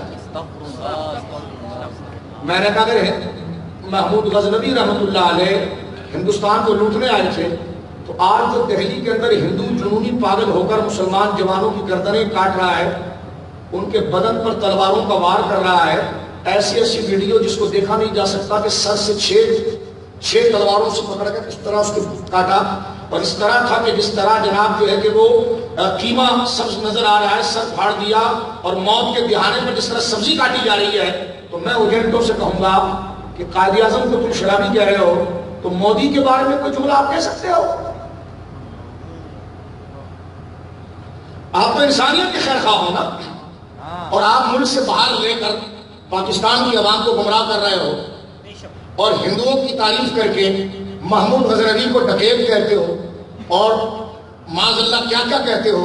اس وقت جو ان بے قصور مسلمان بچوں کو دہلی میں مارا جا رہا ہے، مینارے گرائے جا رہے ہیں، برملا کہا جا رہا ہے، ان کو یہ جتنے ہیں ان کو زبردستی کلمہ اورنگزیب نے پڑھایا تھا، ہم ان کو ہندو بنائیں گے، تو ایک ویڈیو کلپ آپ دے سکتے ہیں ان کے لیے؟ کہ لیکن نہیں. تو میں نے کہا پھر ہم خواجہ کے ماننے والے ہیں، مردود اور ملعونوں سے ہمارا تعلق نہیں ہے، ہمارا تعلق تو پھر حق بولنے والے عدل والے لوگوں کے ساتھ ہونا چاہیے.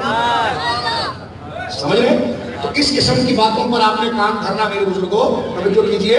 نہیں، اب آپ سنیے کتنی اہم بات یہاں پر سلسلے کے حوالے سے ہم اس کو اختتام کی طرف لا رہے ہیں. چنگیز خان کے دور کو اگر آپ دیکھیں گے، یہ سب سے بھیانک دور تھا. چنگیز خان نے سب سے بڑا حملہ بغداد اور اس کے بر صغیر میں کیا تھا، وہ 1216 کا دور، 1216. اور چنگیز خان مرا ہے، چنگیز خان 1227 میں مرا. چنگیز خان 1227 عیسوی کی بات کر رہا ہوں، اور غوث اعظم کا وصال 1166 میں ہوا. غوث اعظم کا وصال 1166 عیسوی اعتبار سے، اور قمری اعتبار سے 561 561 ہجری. قمری اعتبار سے 561 ہجری، عیسوی اعتبار سے 1166 ہجری، یہ غوث اعظم کا وصال ہے۔ چنگیز خان مر رہا ہے 1227، یعنی آپ یہ کیجئے کہ حضرت غوث پاک کے مزار میں جانے کے 55 سال کے بعد چنگیز خان کا دور تھا۔ توجہ ہے آپ کی، چنگیز خان کا دور تھا۔ چنگیز خان نے کیا تباہی کی؟ الامان والحفیظ، الامان والحفیظ۔ وقت ہمارا ختم ہونے کے قریب ہے، میں ایک جملہ ایک تاریخ کے ماہر ابن اسیر کا کر کے آگے بڑھنا چاہتا ہوں۔ علامہ ابن اسیر نے اپنی کتاب میں لکھا، کیونکہ وہ چنگیز خان کے دور کے تھے نا، انہوں نے یہ کہا کہ اگر میں یہ کہوں کہ حضرت آدم کو دنیا میں بھیجنے سے لے کر اب تک زمین پر اتنا بڑا غدر نہیں ہوا جتنا بڑا غدر چنگیز خان نے کیا، تو کہا میں کہنے میں غلط نہیں۔ یعنی ابن اسیر جو ایک ذمہ دار مورخ ہے، اس سے آپ اندازہ لگائیے کہ انہوں نے یہ بات کی کہ چنگیز خان نے قتل و غارت گیری کا ایسا بازار گرم کیا مسلمانوں کے لیے کہ انہوں نے کہا کہ نبیوں کے دور سے لے کر آج تک ایسا طوفان نہیں آیا۔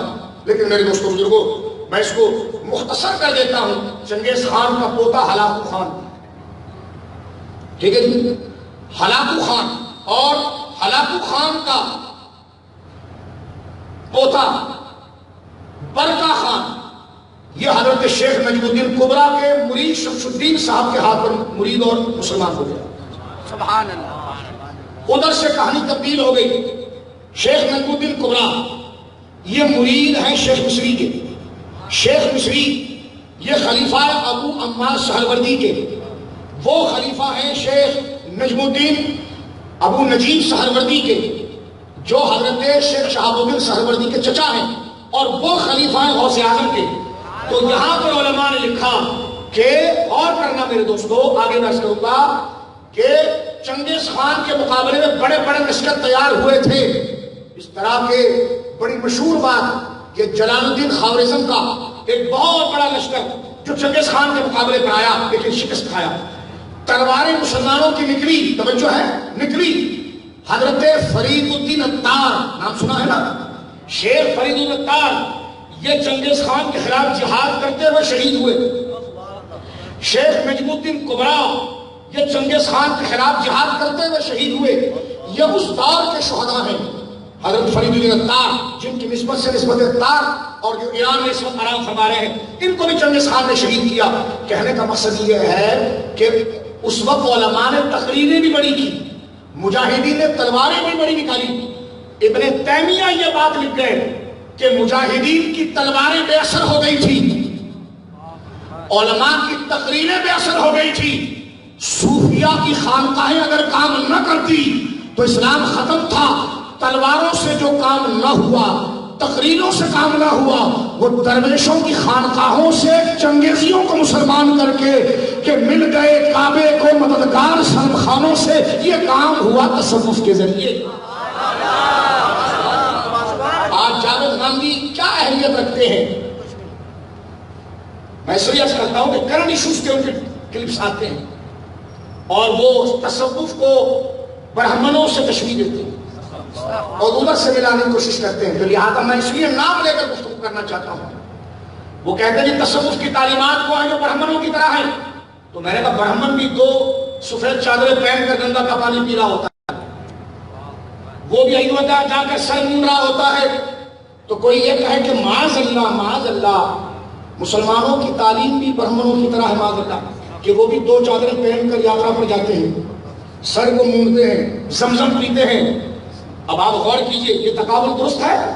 اس قسم کے تقابل تصوف کے خلاف سازش کرنا اور لوگوں کو مسگائیڈ کرنا، نہیں وہ تو کھانا پینا اپنے اوپر حرام کر لیتے تھے، وہ تو یہ تو سارا تجرد ہے۔ میں نے کہا شوگر کا مریض اپنے اوپر شوگر کو حرام نہیں کرتا، کولیسٹرول کا مریض اپنے اوپر گوشت کو نہیں چھوڑتا، تو کیا اس کو مورد الزام کہا جائے گا؟ کہ لگے صوفی غاروں میں چلے جاتے ہیں، کھانا پینا چھوڑ دیتے ہیں، مریدوں کو چھڑوا دیتے ہیں۔ میں نے کہا دیکھ، اس طرح چینی کا مرض، چینی کھانے سے شوگر بڑھ جائے، کولیسٹرول والی چیز کھانے سے کولیسٹرول بڑھ جائے، ظاہری طبی معالج کا معائنہ یہ ہے کہ بدن کو خراب کرنے والی چیز یہ، تو جو روحانیت پر دسترس رکھتے ہیں ان کو وہ غذا پتہ ہوتی ہے کہ جو روحانیت کو تباہ کرتی ہے. تو جس طرح زندہ رہنے کے لیے شوگر کا مریض چینی چھوڑتا ہے، اس طرح وہ روحانیت کو زندہ رکھنے کے لیے بعض چیزوں کو چھوڑ دیتے ہیں. کیا بات ہے، کیا بات ہے. کیونکہ گوشت کے اندر بہیمیت ہے، گوشت میں مزاج بہیمیت ہے، انڈے میں مزاج بہیمیت ہے، پیاز میں بہیمیت ہے، لہسن کے مزاج میں بہیمیت ہے. گرم کھانا شہوت لاتا ہے، قوت شہوانیہ، یہ علم طب بیان کر رہا ہوں آپ کے سامنے. گرم کھانا، گرم غذا، مقوی غذا، خشک مقوی غذا بندے کے اندر بلغم پیدا کرتا ہے اور شہوت ابھارتا ہے. جب مزاج شہوانہ ہو جائے تو طبیعت میں سستی آتی ہے. یہ سستی آنا اس کی گرمی کی علامت ہونے کی وجہ سے عبادت سے بندہ بھاگتا ہے. تو لہذا صوفیہ ہر اس غذا سے پرہیز کرتے ہیں جو قوت شہوانیہ کو ابھارے. قوت شہوانیہ گناہ کی طرف لاتی ہے اور بندہ ہمیشہ سست پڑا رہتا ہے. بدن کی سستی یہ اسی لیے ڈاکٹر ماہر یہ کہتے ہیں اگر بدن میں سستی ہے کچھ دن گوشت چھوڑ دے گا، گرم غذا چھوڑے.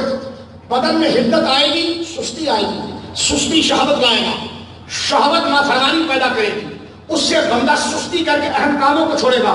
صوفیہ اللہ کے نیک بندے ہوتے ہیں، وہ اس غذا کو لیتے ہیں لیکن اتنی مقدار میں لیتے ہیں کہ جس کی مقدار میں وہ اللہ کی عبادت کے لیے معاون بنے، نہ کہ سستی کر کے قوت شہوانیہ سے عبادات کو برباد کرے.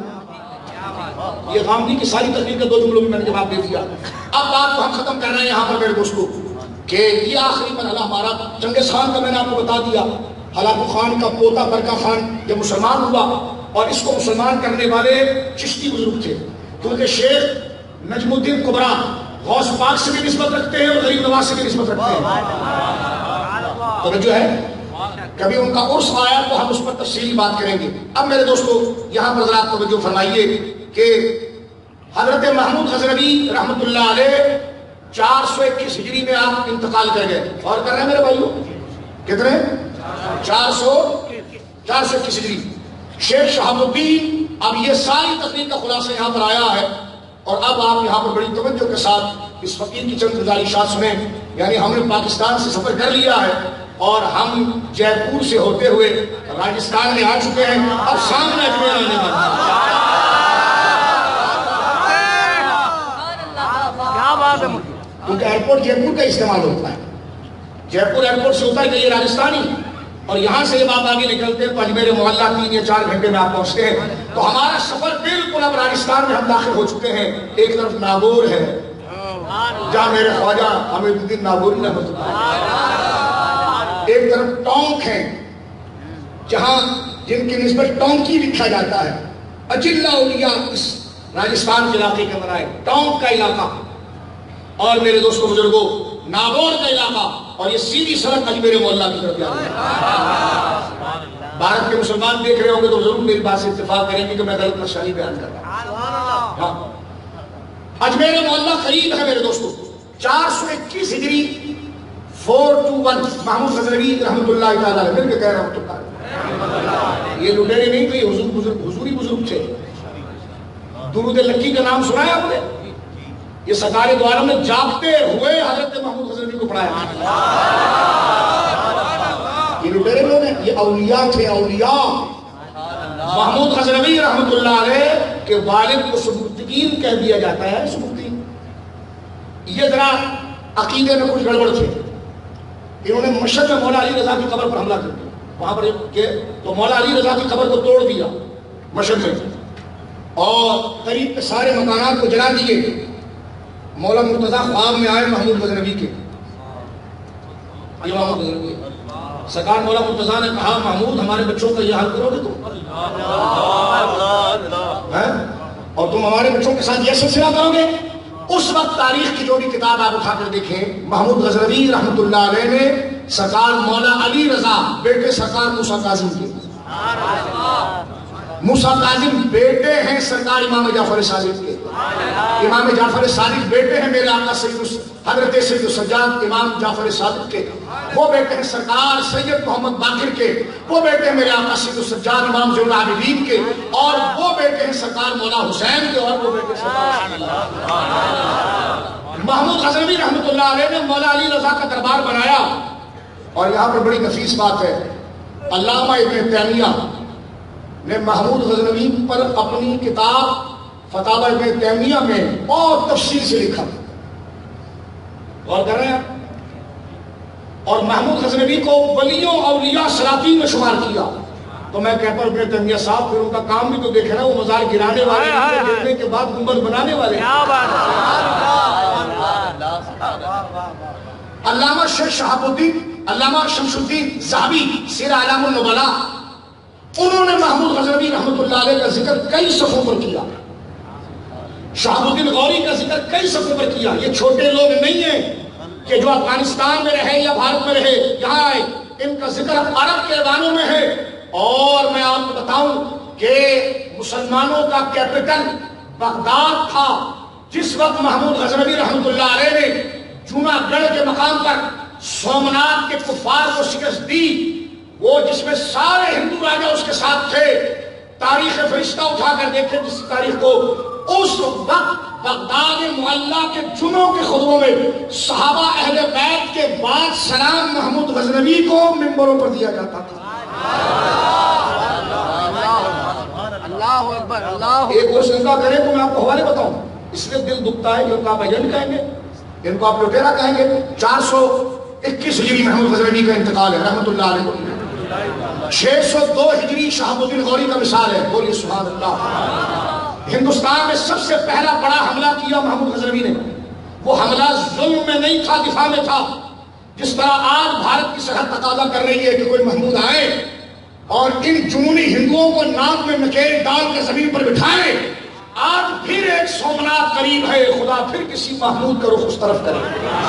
بولو آمین، بولو آمین. جس طرح کا جنون اس وقت بھارت کے اندر ہے کہ کوئی محمود آئے خدا کی جانب سے، جو ان ہم ہندو جنونوں کی بات کر رہے ہیں، مطلقاً ہندو کی بات نہیں کر رہے. ہندو ہمارے علاقوں میں بھی رہتے ہیں، بھارت کے سارے ہندوؤں کو ہم مخاطب نہیں کر رہے. ہم کہہ رہے ہیں وہ دہشت گرد ہندو جو اس وقت سیکولر اسٹیٹ ہونے کے باوجود لوگوں کو جبری ہندو بنا رہے ہیں اور مسلمانوں کے مساجد کو توڑ رہے ہیں، میناروں کو گرا رہے ہیں، اس پر لے جا کر اپنا جھنڈا لگا رہے ہیں. ہم بات کریں گے، ہم خواجہ کے ماننے والے ہیں. اور میرے دوستوں بزرگوں، بچیوں کی اس میں بری کر رہے ہیں، نوجوانوں کو قتل کر رہے ہیں، تلواروں سے مار رہے ہیں. ہم ان دہشت گرد ہندوؤں کو نومینیٹ کر کے کہتے ہیں کہ خدا کا عذاب ان پر آئے اور پھر کوئی محمود آئے. مجھے لگتا ہے کہ سارے آئے ہرات اور خراسان اور افغانستانی سے تھے. انشاءاللہ ایک لشکر اس صلح کے بعد پھر کوئی خدا کھڑا کر دے.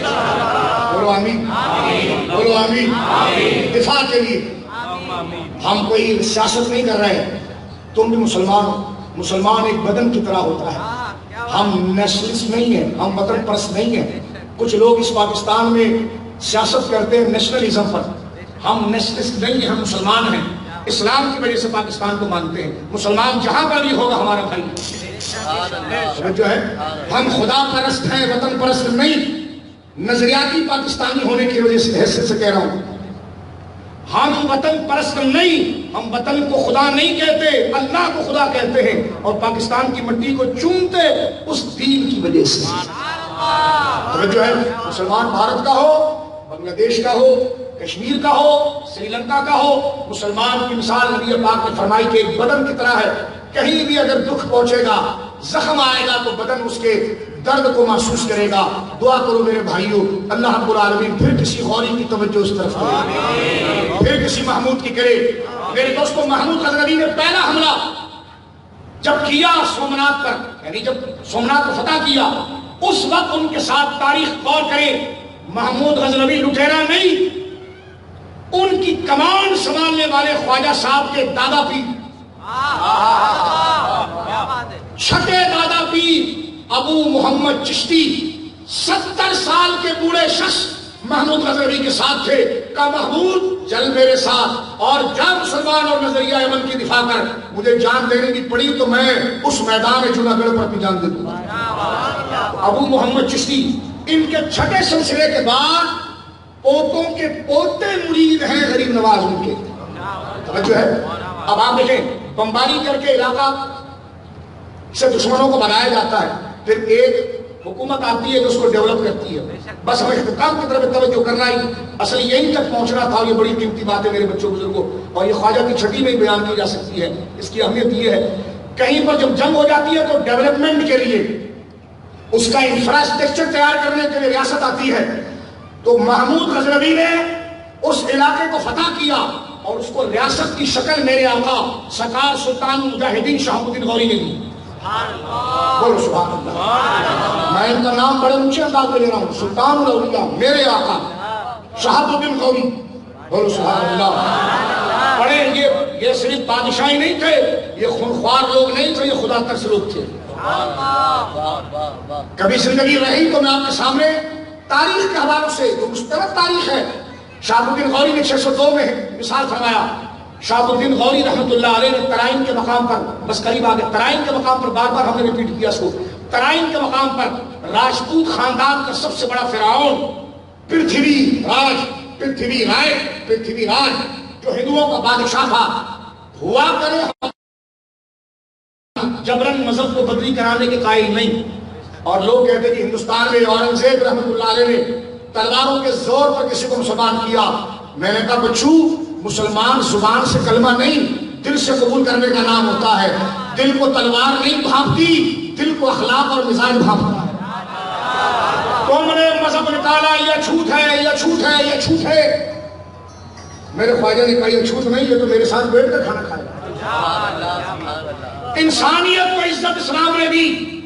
میرے خواجہ کے ہاتھ پر جو لوگ مسلمان ہوئے وہ نفسیاتی کمزوری، نفسیاتی کمتری کمز تھے کہ ایک وہ تھے وہ بھی ہندو، لیکن لوگ جس گلی سے وہ گزر جائے تو وہاں سے دوسرا ہندو نہیں گزرتا۔ وہ برہمن ہے، یہ چھوٹ ہے، ان کے برتن، ان کو کتوں کے برتن میں کھانا دینا۔ لیکن ایک دور ایسا ہے کہ خواجہ نے اپنی پلیٹ میں ان کو کھلایا۔ وہ چیخ پڑے، خواجہ نے سر پر ہاتھ رکھ کر کہا نا میرے بچے، تو انسان ہے، اللہ کی مخلوق ہے، وہ تیرا ادب ہے۔ وہ قدموں میں گر کر مسلمان ہوا۔ خواجہ نے تلوار نہیں دکھائی، گردن نہیں کاٹی، دل کو باندھ کے نیچے کیا۔ میرے دوستوں، اگر کسی کو تلوار سے متاثر کیا جائے تو وہ مرنے والے کے بعد خود وہ اپنے مذہب کو چینج کرے گا، کیونکہ اس کے دل میں تو وہ تھا، اس کی اولاد۔ لیکن میں کہتا ہوں غریب نواز میں، خواجہ غریب نواز کا مثال 663 ہجری ایک روایت کے مطابق، کیونکہ آپ کی عمر 90 سال بھی ذکر کی گئی، 95 بھی ذکر کی گئی، 97 بھی ذکر کی گئی، شدید اختلاف کی وجہ سے آپ کا مثال ایک تاریخ کے مطابق 663 ہجری میں ہوا، ٹھیک ہے؟ ابھی چل رہا ہے 1441 ہجری، تقریباً 1000 سال ہو گئے۔ مجھے بتاؤ کسی مسلمان میں جس نے خواجہ یا چشتی بزرگ کے ہاتھ پر ایمان لایا ہو، چاہے وہ راجپوت ہو، چاہے وہ راجہ ذات کا ہو، آج وہ نام کے ساتھ راجپوت لکھے گا لیکن کلمہ پڑھے گا لا الہ الا اللہ۔ بولو سبحان اللہ۔ یہ دلوں کی فتح ہے۔ ایک بندہ میرے بچوں بھائیوں زبان سے اللہ کا نام لے اور دل سے مخالفت کرے، وہ مسلمان ہے؟ ایسا مسلمان کا فائدہ کیا ہے کہ جو زبان سے ہاں ہاں کرے، دل سے مخالفت کرے؟ مسلمان ہوتا ہی وہی ہے کہ زبان اتنی زور سے نہ بولے جتنا زور سے دل بولے۔ اور دل کو تلواروں کے لیے نہیں فتح کیا جاتا، دل کو دل کی باتوں سے فتح کیا جاتا ہے۔ اس سلسلے نے انسانوں کو عزت دی، انسانوں کو عزت دی۔ سلطان محمود غزنوی رحمت اللہ علیہ کے بعد شہاب الدین غوری نے ترائن کے مقام پر پرتھوی رائے کو واسطے جہنم کیا۔ پھر آپ یہاں سے اجمیر آئے، تاریخ فرشتہ دیکھیں، اجمیر آئے، اجمیر میں آپ کے کانوں میں اذان کی آواز آئی، آپ بڑے چونکے کہ میں نے تو ہندوستان کا فاتح میں ہوں، یہاں کلمہ کیسے پہنچ گیا؟ تو کسی نے کہا کہ درویش آئے ہیں اور انہوں نے ماحول ہی بدل دیا ہے۔ مغرب کی نماز شیخ شہاب الدین غوری نے خواجہ صاحب کے پیچھے ادا کی، اور جیسے ہی آپ آگے بڑھے اور مغرب کی نماز کے بعد خواجہ صاحب کے قریب آئے تو بے حال ہو گئے کہ یہ تو وہی درویش ہیں جو کئی سال پہلے غور میں میرے خواب میں آئے تھے اور مجھے کہا تھا اٹھ شہاب الدین، ہندوستان تیرا انتظار کر رہا ہے۔ تلواروں کے پیچھے بھی خواجہ ہے، تصویروں کے پیچھے بھی خواجہ ہے، ہر تحریک کے پیچھے میرا غریب نواز ہے۔ اب میرے دوستوں بزرگوں، شہاب الدین غوری وہاں سے دیکھیں کیسے اللہ والے تھے۔ خواجہ صاحب کے ہاتھ پر مرید میں چشتی ہو، چشتی ریلا نہیں ہوتا، چشتی تو مجاہد ہوتا ہے۔ شہاب الدین غوری چشتی تھے۔ خواجہ صاحب، میں ان کے قدموں کو تصور میں چکوں کہ جنہوں نے خواجہ صاحب کے ہاتھ میں ہاتھ دیا ہو۔ وہاں سے وہ چلے دینا کا نام سنا ہے آپ نے؟ جہلم کے پاس ایک جگہ دینا کے مقام پر کھوکر قبیلے نے ان پر حملہ کیا کیونکہ وہ خواجہ صاحب سے شہادت کی دعا کر کے گئے تھے اور بڑے دھوکے سے سلطان کو شہید کیا۔ سلطان اکیلے بستر پر گئے، انہوں نے حملہ کر دیا اور سلطان شہید ہو گئے۔ تو دینا کے مقام پر ان کا مزار ہے اور میں سلام پیش کرتا ہوں ڈاکٹر عبدالقدیر خان اور ان کو کہتا ہوں دامت برکاتہ العالیہ، جنہوں نے پاکستان کے ایٹم بم بنانے میں ایک کلیدی کردار ادا کیا۔ ڈاکٹر عبدالقدیر خان صاحب، اللہ ان کو لمبی عمر دے اور ان کو سلامت رکھے۔ ان کو دیکھیے، شہاب الدین غوری کے مزار کو بنانے والے حضرت ڈاکٹر عبدالقدیر خان صاحب۔ آپ مزارات کی زیارت کے لیے جاتے ہیں، آپ جب جہلم کے قریب پہنچے دینا کے مقام پر تو وہاں بورڈ لگا ہوا ہے، ابھی گوگل کھولیں، جائیں تو سلطان کو سلام کر کے آئیں، اس کی دہلیز کو چوم کر آئیں کہ آج اگر اس دھرتی پر اللہ اللہ ہو رہا ہے تو خواجہ کے خلیفہ اور مرید شہاب الدین غوری کا ایک کلیدہ کردار ہے، ایک کلیدی میرے دوستوں بزرگوں کردار ہے۔ خواجہ صاحب نے اپنے وصال سے پہلے ایسے اپنے ترتیب اور ایسے زبردست خلفاء چھوڑے کہ جنہوں نے اسلام کی تحریک کو رکنے نہیں دیا۔ آپ نے اپنے بعد جو خلیفہ چھوڑا وہ حضرت خواجہ بختیار کاکی رحمۃ اللہ علیہ، جو آپ کے اجلہ خلفاء، انہوں نے اپنے بعد جو خلیفہ چھوڑا وہ حضرت خواجہ بابا فرید شکرگنج رحمۃ اللہ علیہ، انہوں نے جو اپنے بعد خلیفہ چھوڑا میرے آقا خواجہ نظام الدین اولیاء رحمہ اللہ، انہوں نے جو اپنے بعد خلیفہ چھوڑا میرے دوستوں بزرگ خواجہ نصیر الدین محمود چشتی چراغ دہلوی رحمہ اللہ۔ ایک تو یہ سلسلہ ہے اور میں جملہ کہوں، کسی سلسلے کے اندر یکے بعد دیگرے اتنے بڑے لوگ مسلسل نہیں آئے جیسے غریب نواز کے خلفاء میں آئے۔ غریب نواز کے خلفاء بختیار کاکی تاریخ میں ایسا ولی نہیں ملتا جن سے فیض خواجہ باقی باللہ بھی لے رہے ہوں، سب لے رہے ہوں۔ ان کے خلیفہ بابا فرید رحمۃ اللہ علیہ، بابا فرید نے خواجہ صاحب کو اپنی آنکھوں سے دیکھا ہے، یہ حوالہ بھی ہم ملا۔ ہاں، بابا فرید نے خواجہ صاحب کی زیارت کی دہلی میں، جب بابا فرید چھوٹی عمر کے تھے اور جب خواجہ صاحب کا انتقال ہوا، میں خواجہ کا پیار آپ کو بتا رہا ہوں، انتقال ہوا تو بابا فرید رحمۃ اللہ علیہ میرے آقا میرے مولا پاک پتن شریف میں آرام فرما رہے ہیں، فاروقی ہیں، آپ گئے خواجہ صاحب کے دربار پر کیونکہ بہت بڑے عالم تھے، حافظ قرآن تھے، قرآن پڑھ رہے تھے، آنکھ لگ گئی، قرآن پڑھتے پڑھتے ایک آیت غلط پڑھ دی تو خواجہ صاحب نے آواز دی کہ ارے دوبارہ پڑھو، یہ ایسا نہیں ہے۔ تو بابا فرید رحمۃ اللہ علیہ فرماتے ہیں کہ جب میں نے پڑھا تو خواجہ نے فرمایا میرے اچھے بچے ایسی کام کرتے ہیں، یہ بابا فرید سے میرے اچھے بچے یہی کام کرتے ہیں۔ تو خواجہ کے اچھے بچے وہ ہیں جو قرآن پڑھتے ہیں، سنت پڑھتے ہیں، جو نمازیں پڑھتے ہیں، جو شریعت کا لحاظ کرتے ہیں۔ باقاعدہ بابا فرید کو خواجہ صاحب نے فرمایا، اور بابا فرید کو تمہیں کیسے پوچھا؟ میں نے کہا راوی بابا فرید ہے، راوی بابا فرید۔ میں نے کہا ہمیں نہیں پتا، راوی بابا فرید ہے، ہماری سند مضبوط ہے۔ یہ بات بابا فرید نے بیان کی، بابا فرید ہی نے یہ بات بیان کی۔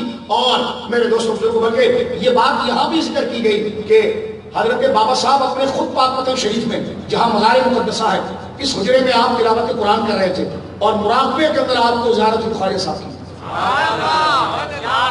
آپ نے ایک آیت 3 دفعہ پڑھوائی، پڑھی، پھر اٹھ کر گئے وضو کر کے اس دروازے سے واپس آئے، دوبارہ پڑھی، پھر مراقبہ کیا تو خواجہ صاحب نے فرمایا تو میرا بیٹا ہے اور میں تجھے جنت میں اپنے ساتھ لے جاؤں گا۔ صوفیہ کہتے ہیں اس لیے اس دروازے کو باب جنت کہا جاتا ہے۔ بہشتی دروازہ جو ہے نا، اس کو بہشتی دروازہ کہنے کی روایت یہ بھی ہے کہ بابا صاحب اس دروازے سے ہو کر مراقبہ کیا تھا جس میں خواجہ صاحب نے آپ کو بشارت دی تھی، اور حضرت خواجہ نظام الدین اولیاء نے یہ بات فرمائی کہ ہاں جو اس دروازے سے گزرے گا امید ہے اللہ رب العالمین اسے جنت عطا فرمائے۔ بنیادی سند ہے. اب آپ دیکھیں حضرت بابا فرید رحمۃ اللہ علیہ، حضرت خواجہ نظام الدین اولیاء رحمۃ اللہ علیہ، حضرت خواجہ چراغ نصیر الدین رحمہ اللہ، یہ عظیم ہستیاں. اب میرے دوستوں بزرگوں دیکھیے آپ، یہ تو میں نے ایک کڑی آپ کے سامنے بیان کی. خواجہ صاحب کے خلیفہ تاریخ دنیا سلطان حمید الدین ناگوری رحمۃ اللہ علیہ، ٹھیک ہے. پھر اسی طرح خواجہ بابا فرید شکرگنج رحمہ اللہ کے بھانجے سیدنا خواجہ علاء الدین صابر چشتی کلیر رحمہ اللہ. یہ بھی سنو، حضرت خواجہ صاحب کے یہ بھانجے سید علاء الدین صابر چشتی کلیر والے یہ غوث پاک کی اولادوں میں سے ہیں. دیکھیں ماموں ہے فاروقی، بھانجا ہے حسین حسنی. توجہ ہے سرکار صاحب. یہ میں آپ کو بتا رہا ہوں کہ بر صغیر کے اندر اس سلسلے کا کام کتنا ہوا. یہ خلفاء، یہ تو ایک ترتیب تھی. ادھر سے آپ آ جائیں تو حمید الدین ناگوری رحمۃ اللہ علیہ، ادھر سے اگر آپ آ جائیں پنجاب کی طرف تو میرے دوستوں بزرگوں سہارنپور کے اندر آرام فرمانے والے حضور سیدنا سید علاء الدین صابر چشتی کلیر رحمہ اللہ، ان کے خلفاء میں خواجہ نظام الدین اولیاء میں آ جائے حضرت امام وقت ولی کامل حضور سیدنا عبد القدوس گنگوہی رحمۃ اللہ علیہ، جو گنگوہ کے اندر سہارنپور کے اندر آرام فرما ہے. اب دیکھیں ہندوستان کا جتنا خطاب دیکھیں، پنجاب پورا چشتیوں کا، جتنی بڑی خانقاہیں ساری چشتی ہیں. آپ کو بتا رہا ہوں پنجاب کی ساری خانقاہیں. آپ آ جائیں بنگال میں خواجہ نظام الدین اولیاء رحمۃ اللہ تعالی علیہ، ان کے خاص خلیفہ جنہوں نے آخری عمر میں خواجہ نظام الدین اولیاء کی بہت خدمت کی. خواجہ نظام الدین اولیاء، وقت ہمارا ختم ہو گیا، یہ باتیں شروع کی تھی، ورنہ خواجہ نظام الدین اولیاء کو محبوب الہی کیوں کہا گیا؟ جس کو خواجہ نظام الدین اولیاء کی محبت مل گئی اس کو خواجہ مل گیا. یہ مین زنا ہے. جو چاہتا ہے کہ وہ خواجہ کی محبت کو دل میں لے اور اس سے پھر سرکار تک پہنچے، وہ خواجہ نظام الدین اولیاء کو پڑھے. خواجہ نظام الدین اولیاء رحمۃ اللہ علیہ، اب یوں سمجھیے کہ ہم 7 سے 8 منٹ میں اس بات کو سمیٹ رہے ہیں میرے دوستو. کوئی پنجاب کا پورا علاقہ بڑی بڑی خانقاہیں، پنجاب مشرقی ہو یا مغربی، ٹائم ہو گیا ہے لیکن باتوں کی حرمت کو گرنے نہیں دینا. میں مانتا ہوں کہ وقت ہو گیا ہے لیکن خدا کے واسطے ذکر کو گرنے نہ دینا. یہ بہت قیمتی بات ہم آگے بڑھا رہے ہیں. بر صغیر غیر منقسم بنگلہ دیش ہو، پاکستان ہو یا بھارت ہو، اس میں جتنا کام اسلام کا ہوا بڑی خانقاہیں تھی ہی چشتیوں کی. میں نے پنجاب کا عرض کیا، بنگال آپ آ جائیں، بنگال میں خواجہ نظام الدین اولیاء کے محبوب خلیفہ جنہوں نے آخری عمر خواجہ صاحب کے ساتھ گزاری، خواجہ نظام الدین اولیاء کی خدمت کی. جب خواجہ نظام الدین اولیاء کا وصال ہوا تو آپ کے خواجہ نظام الدین اولیاء سرکار محبوب الہی کی چند کتابیں لے کر بنگلہ دیش تشریف لے گئے اور وہاں بنگال میں آپ نے خانقاہ چشتیہ بنائی. کون عظیم ہستی؟ حضور شیخ اخی سراج الدین رحمۃ اللہ تعالی. ان کے مرید ہیں شیخ علاء الحق، ان کے مرید ہیں مخدوم سمنانی.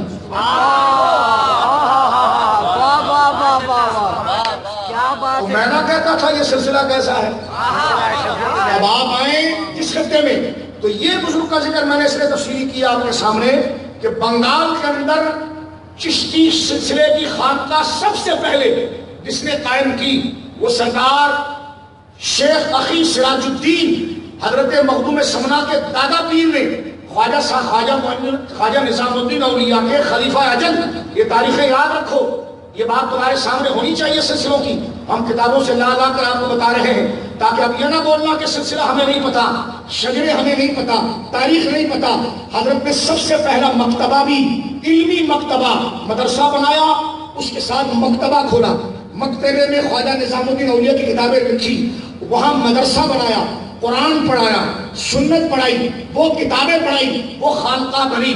اس خانقاہ میں آپ کا ایک خلیفہ شیخ علاء الحق رحمت اللہ علیہ بڑا کام، جنہوں نے بہار میں آپ نے سب سے بڑی خانقاہ بنائی. اور پھر تاریخ سلطنت سمنا حضور شیخ المشائخ حضور مخدوم سمنا سیدی سید اشرف جہانگیر سمنانی رحمہ اللہ ایران کے علاقے سمنا میں 18 سال کی عمر میں سمنا کے بادشاہ ہونے کے باوجود سلطنت کو چھوڑ دیا، اپنے بھائی کو دیا اور سمنا سے سفر کرتے ہوئے بہار شریف جو بنگال کا علاقہ ہے یہاں پر پہنچے اور حضرت سید علاء الحق کے ہاتھ پر مرید ہوئے. یہ فیض بھی کہاں سے آیا؟ غریب نواز سے. توجہ ہے؟ تو اب آپ یہ سلسلہ دیکھ لیجئے کہ جناب مخدوم سمنانی خلیفہ ہیں شیخ علاء الحق کے، وہ خلیفہ ہیں شیخ سراج کے، وہ خلیفہ ہیں سرکار محبوب الہی حضرت نظام الدین اولیاء کی۔ دکن کا علاقہ تو مرکز مسلمانوں کا، ساری خانقاہیں چشتیوں کی۔ گجرات کا علاقہ ساری خانقاہیں چشتیوں کی۔ معروف کا علاقہ ساری خانقاہیں چشتیوں کی۔ پورا شمالی ہندوستان ساری بڑی خانقاہیں سلسلہ چشتیہ کی۔ اور میرے دوستوں اگر ہم 1500 صدی سے اگر ذکر کریں تو میں نے اس وقت تقریباً 150 اولیاء کے نام لکھ رکھے ہیں 15ویں صدی سے، کہ جن کی بڑی بڑی خانقاہیں ہیں ان کو